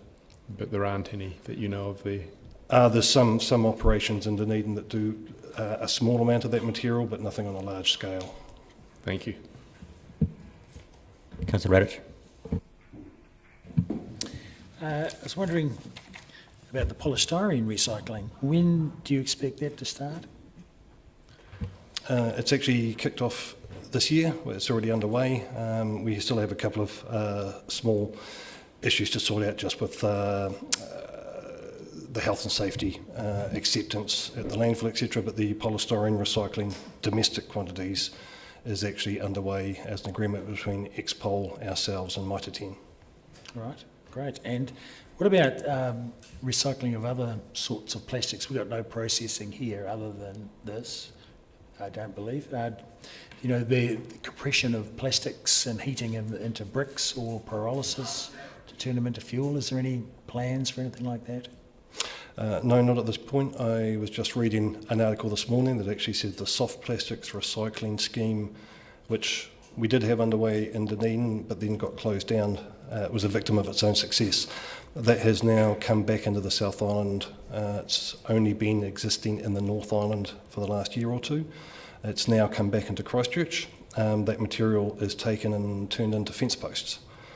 It's compressed under high pressure and turned into fence posts. So our hope is that that service will come back to Dunedin in the not too distant future. All right, great. Is that the guy that was out there? There was a connection to the States. They were making a sort of a brick thing. No, they were set up in Dunedin for a while, trialling that. I'm not actually sure where they've disappeared to. They were down in the Fright Street sheds, which were when those were closed down and demolished because of asbestos. I'm not too sure where they actually went to. Right. And are there any projects in town utilising or tapping into the government waste minimisation fund? I'm not aware of anything at this point in time, no. Thank you. Councillor Carey. Thank you, Mr Chair. Mr Henderson, item 15 on page 55 around the bin-tainers funded by Glass Packaging Forum for recycling of glass in the tertiary precinct. That quantum, that 4.35 tonnes of glass, how does that kind of compare with the total amount of glass that's collected in that area? Is that a large amount, or sounds a large amount to me, but proportionally, I guess I'm asking. I couldn't give you an accurate figure. What's your sense? It's probably about an additional 10 to 15% collection, just off the cuff. Are we seeing at the same time less glass around, smashed and so forth? Is there a comparative decrease in that? Well, I mean, at the moment, obviously, the students are only on their way back in now. So our week kicks off on the 22nd, I believe. So the last period wouldn't be indicative. Oh, so these have just gone in?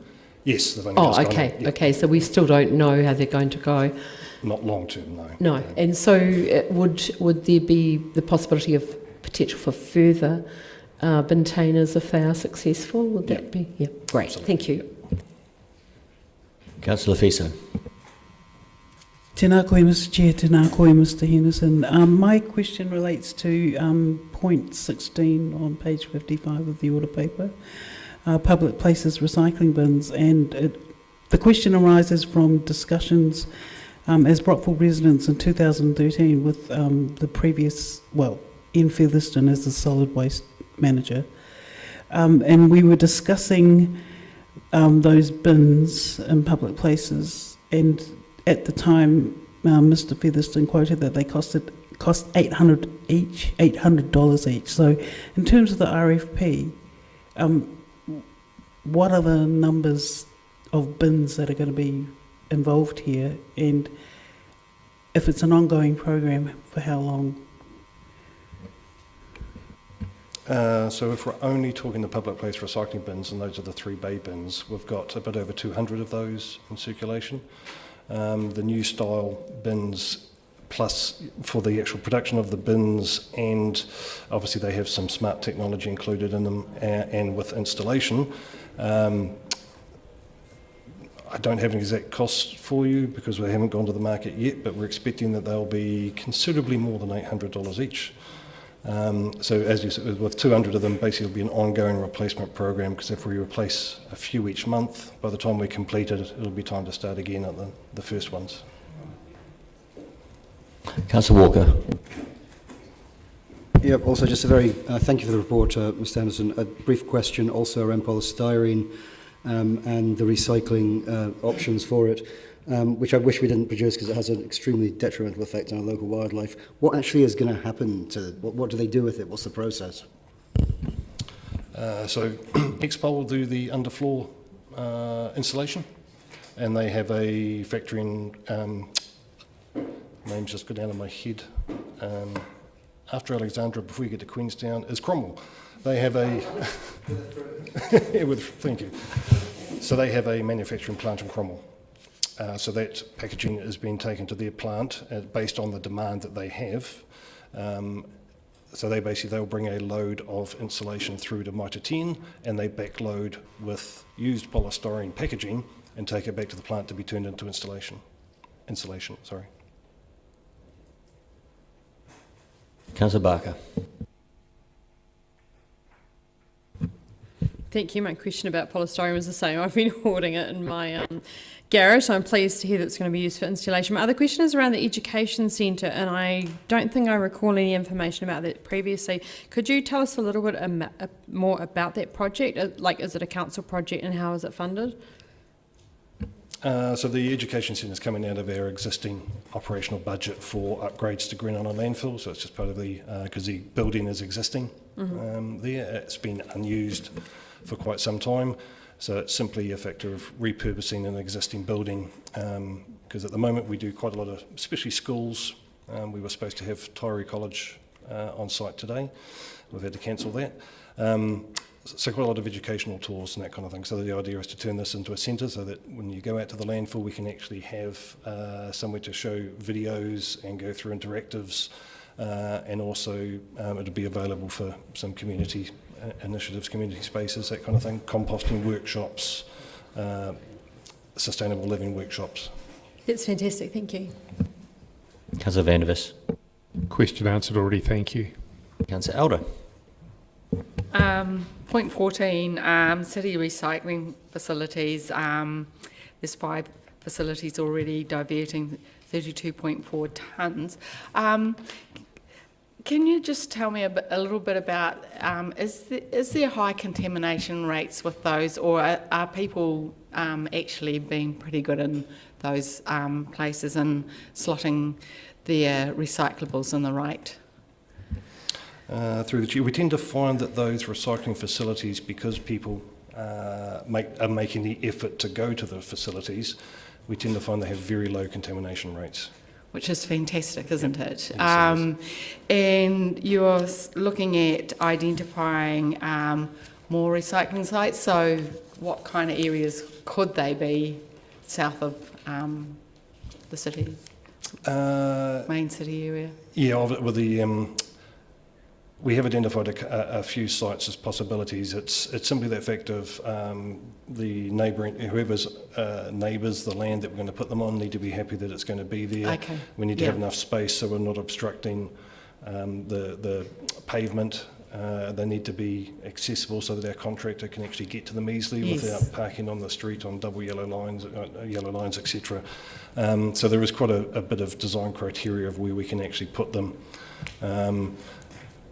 Areas that we're quite interested in are the likes of beside where Chipmunks is now. There's that car park on the corner which has a bit of a garden space. Those sort of areas where the truck can get off the road to service them. There's space where people can park if they want to drop off their recycling. Those kind of areas are the ones that interest us most. And public places recycling bins, the same thing. Are people demonstrated to be very good at sort of putting things in the right slot, so to speak, with the same kind of outcomes for the other facilities? No, the 3 bin systems that we have on the street at the moment are highly contaminated. That's one of the reasons we're replacing them with the newer design that you've probably seen down in the bus hub. Yes. Because the new designs make it they're far more clear in what goes in which bin. They're colour coded. There's multiple languages on them, etc. We're finding that those are getting significantly less contamination than the other bins, which are just the holes in the top, and you just wander along and dump it in whichever hole comes first. The new bins are considerably more successful at reducing contamination. Thank you. Councillor Lord. Yeah, Chris, I just had a question relating to the North End. I spent a bit of time over the summer doing up a flat in the North End, and I was sort of a bit disgusted at some points with the amount of rubbish and bins that just left out in the street. And I assume they've been topped up with students, and I'm not suggesting they're all DCC bins. They could be waste management or whoever. But I'm just wondering about, do we have a process? And to be fair, by the end of the January, start of February, most of them had either been cleaned or emptied or put back in a sort of tidier position. tidier position. But just wondering, what is the process for cleaning? If, for example, other bins get filled and left or just overflowing, what's the process to make sure that they eventually get cleaned? Through the Chair, so we have at the end of the academic year, we send letters and information out to landlords, etc., to try and ensure that they provide additional services for the students who are cleaning out flats, etc. Also to try and make sure that the landlords themselves or property managers don't abuse the bins in the process of cleaning out anything that's been left behind in the flats. But we do also have a mechanism where we check the bins 3 times. So we'll go out, we'll check the bins the first time, place a contaminated tag on it, put some education material in the letterbox. We then have to obviously give that a period of time to see if any action is taken before we basically issue a warning letter that we're going to take the service away if it's not cleaned up. And then on the 3rd check, we if the bin hasn't been addressed in any way, we'll actually remove the bin, take it away. Thank you. Thank you. Any more questions? Do I have a mover? Councillor Hall, seconder. Councillor Elder. Do you want to speak to it, Councillor Hall? Make one comment, and that is it's good to see that the polystyrene recycling is going to insulation, because I'm deeply concerned about putting plastics back out in the environment because of the production of microplastics. So when we are doing an event like this, it's better that it goes back into a contained and defined area, such as inside a building, where we know it's not having any particular environmental outcomes. And I think we need to consider that as we go forward with our design of our recycling programs. You want to write a reply, Councillor Hall? Okay, I'll put it. All those in favour? Against? Carried. Item 12, Transport Activity Report for the quarter ending 31st of December. Mr Drew and Ms Benson.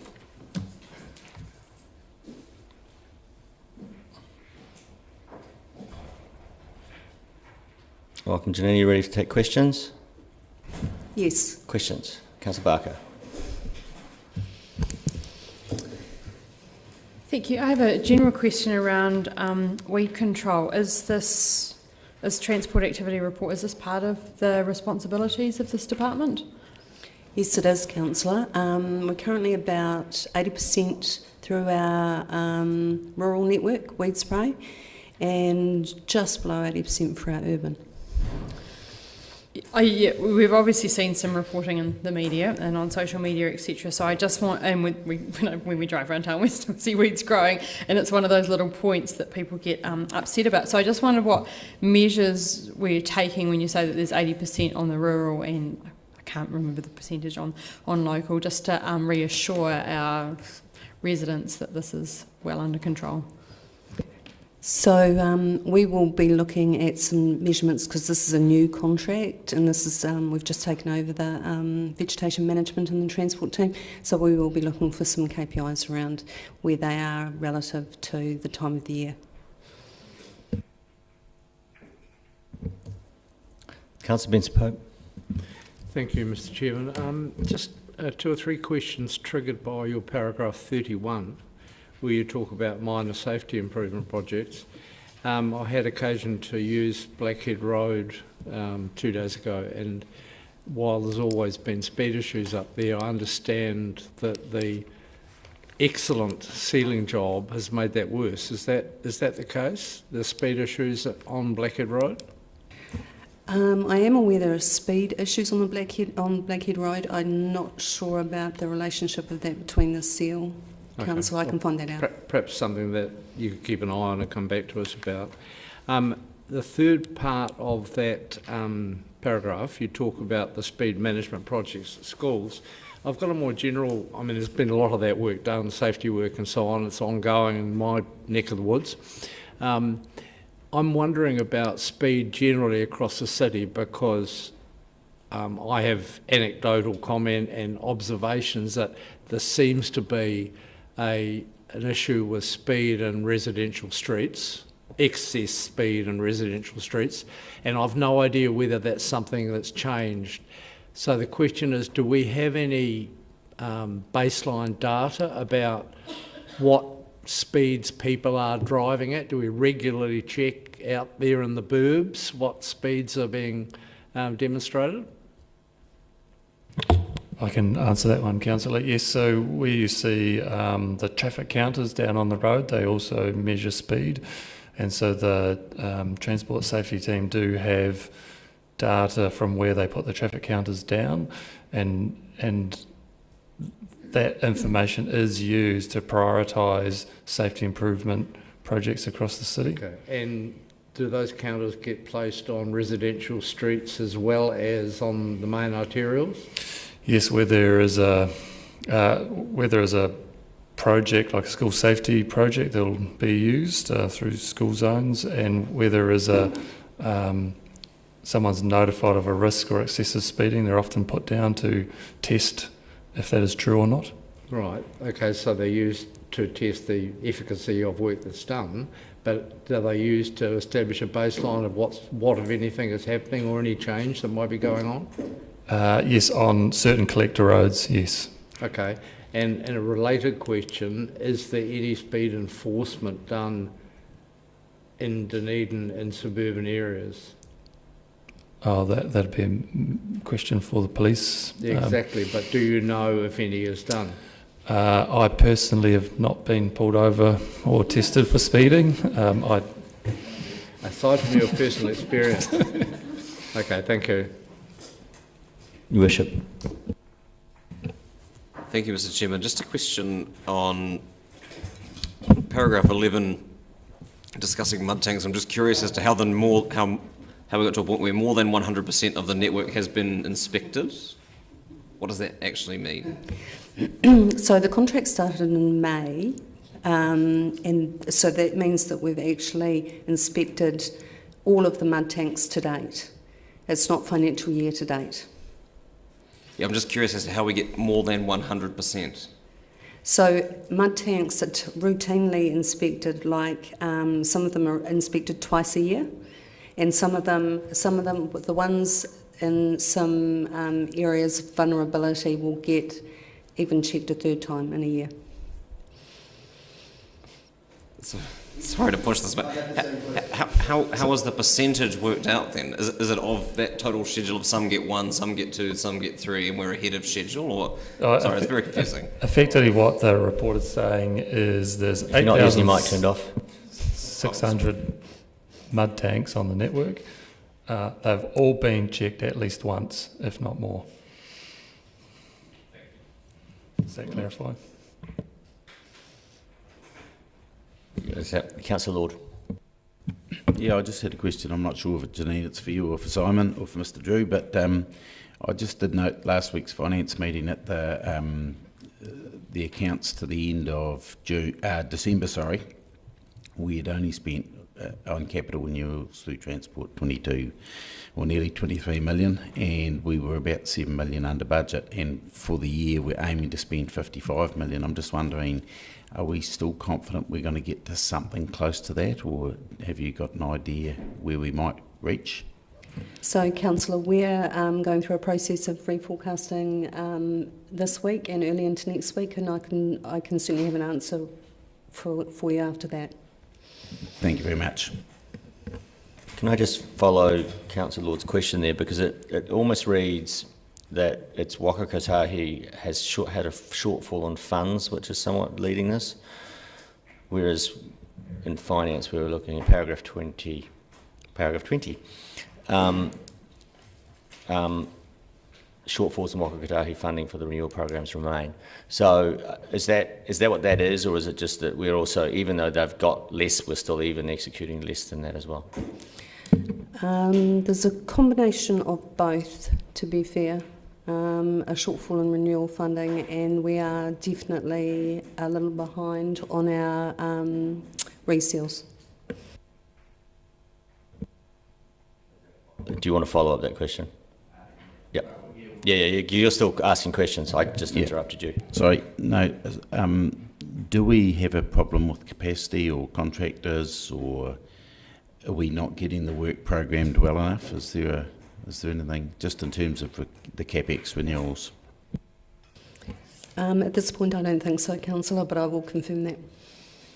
I can talk to some of it. So there are some projects like George Street that we had in last year's capital budget, so that we're going to start some work, but there's been some delays to the George Street project, so there is no spend against George Street. The reseals program is behind, so they've started later in the season than they normally would, but I've had reassurance from Fulton Hogan senior management that they will deliver the reseals program. And then there are just some of the capital projects that are being slower off the box than expected.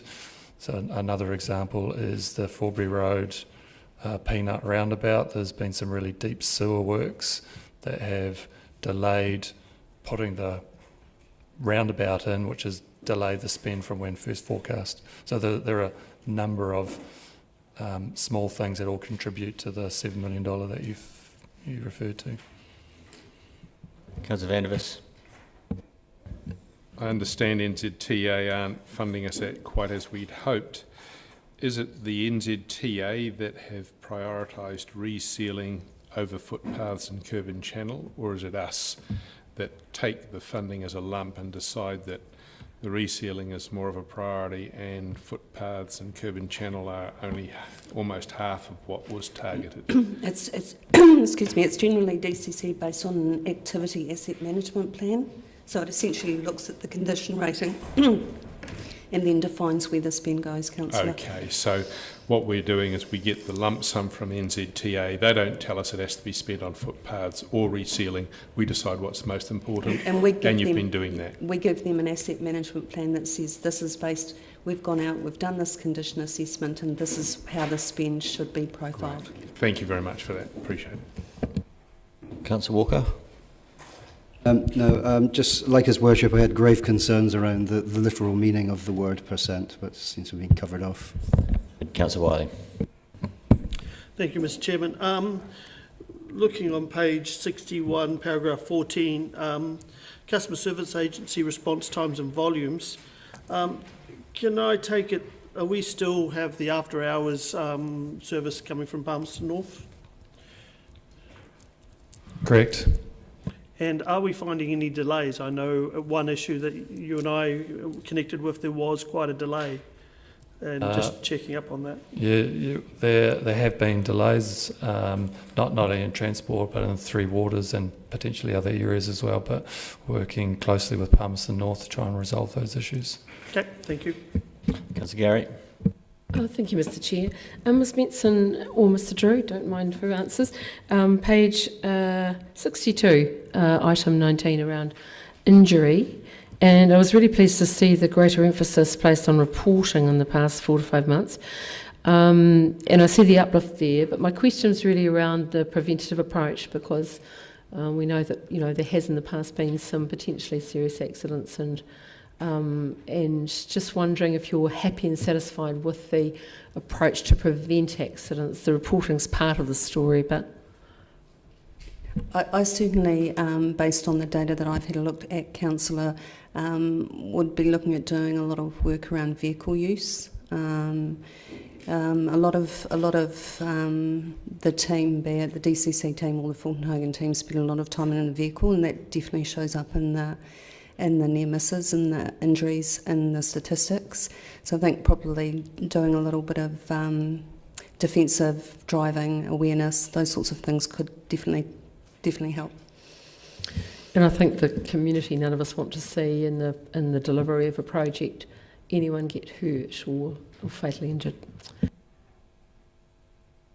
Councillor Elder.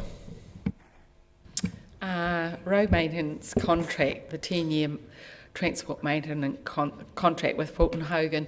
I was just wondering, and that was to do with surety of contracts and longevity of work. I'm just wondering general feedback on how that contract is working out in practice. Sure. So we have we're co-located with Fulton Hogan, so much of the team on the 6th floor are actually at Ward Street at any time during the week.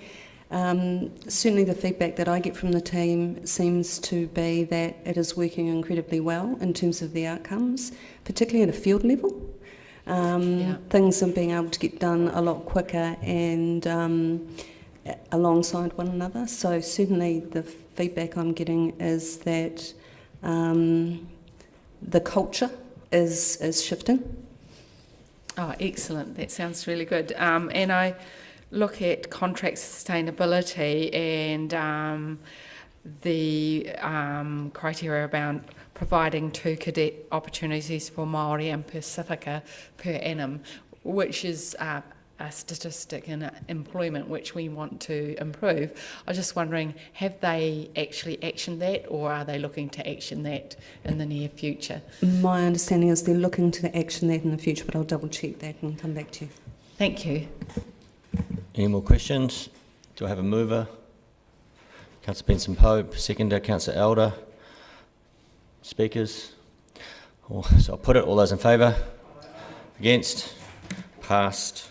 Item 13, proposed road stopping, Grey Street, Allenton.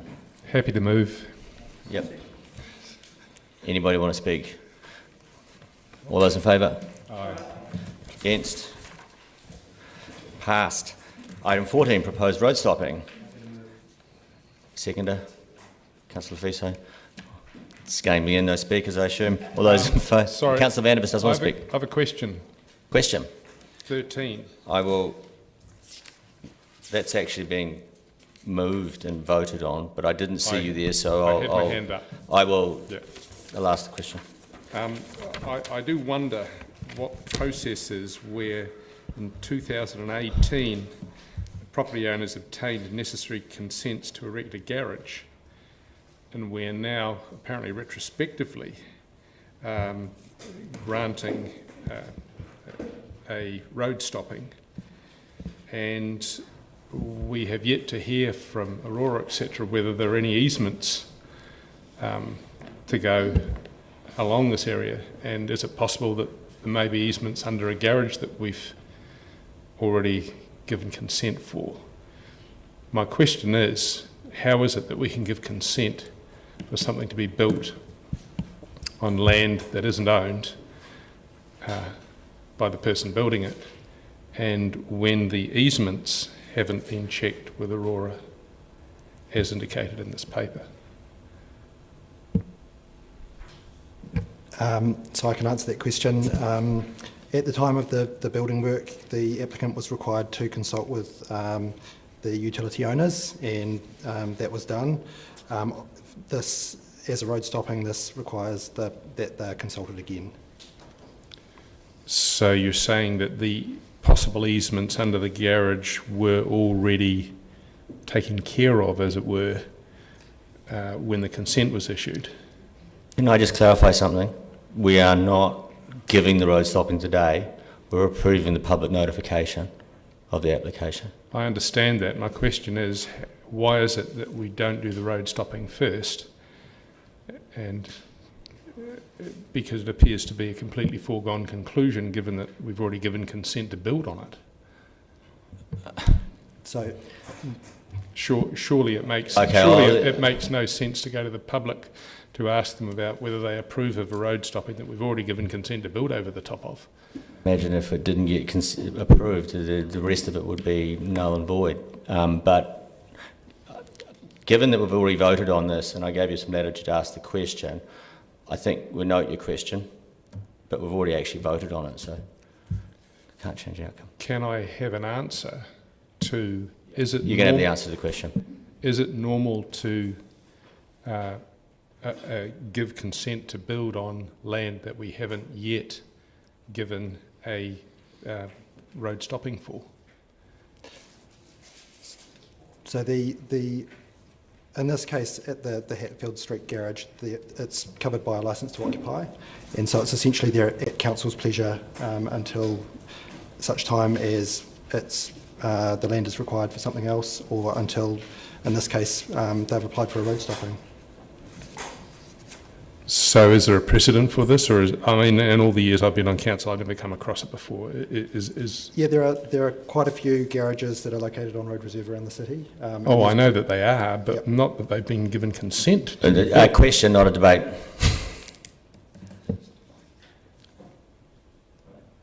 I mean, fair enough. I mean, you've asked a question, it has been answered, and it's been answered, I think, to my satisfaction. So, well, not to mine. I haven't known of any precedent for this particular setup, and wonder why it's happened in this case. I mean, it's cart before the horse. I think you were told that it's at council's pleasure, and if the activity under the building changed, then so would the status of the building. I got no option but simply to vote against. I don't think that this is procedurally correct. No, if we can procedurally record your vote. I'd like my vote noted against, please. I don't think you can at this point because we've already voted, but we've heard your statement. So, we were on point 14, proposed road stopping at Hatfield Street. Before we move it, we need to make sure there are no questions. Okay, moved. Councillor Walker, second. Councillor Elder.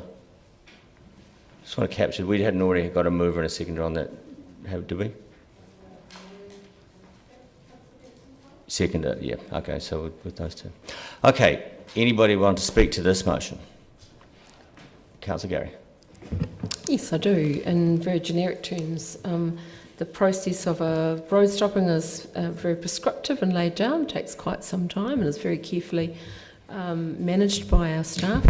There are hundreds, if not thousands, as I understand it, licensed to occupy on bits of land here and there, and sometimes people decide to do the road stopping part to formalise what is already done. Quite often the land in road stopping looks like part of their property already, and it's never going to be used for a road. So thank you to staff for all the work they do to take community members through this quite complex and convoluted but important process. Got any other speakers? I shall put it. All those in favour? Against? Carried. Item 15, naming of new roads and private ways. There are 5 actually, 5 to be considered. Any questions? Happy to move. Councillor Wiley, do you have a question? Yes. Thank you, Mr. Chairman. That the committee names a private road off Centre Road, Anderson's Bay, as Sunset Terrace. Is the suburb correct?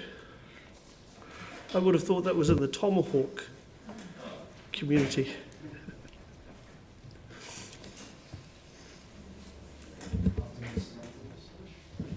Did you get an answer? We'll look into that, Councillor, and come back to you. Any other questions? Councillor Elder. Just a question. We do have a road naming policy, and we do, within that policy, refer to tangata whenua and Māori names and relating to place. And I'm just wondering, as an outcome of that policy, whether in fact there is an increased number of places being requested for Māori street names. Sorry, Councillor, I can't answer that question, but I can find out for you. The next question was just related to land or whenua. There was a proposal of a map having Māori names and meanings of places on that map, and could be something that people could reference related to their namings. Is that out in the public yet, or is such a map available at the moment? No, it's still a work in progress, Councillor. I heard that it was happening, and so it's a work in progress, so to speak. Oh, thank you for that. Any other questions? So we have 4 road namings and 1 name added to the registry. Do I have a mover? Councillor Walker, Councillor Fiso. Anybody speaking? All those in favour? Against? Carried. Leaves us to matters for the chair. Anybody want to raise anything for the chair? Okay, in that case, I call this meeting closed. Thank you very much.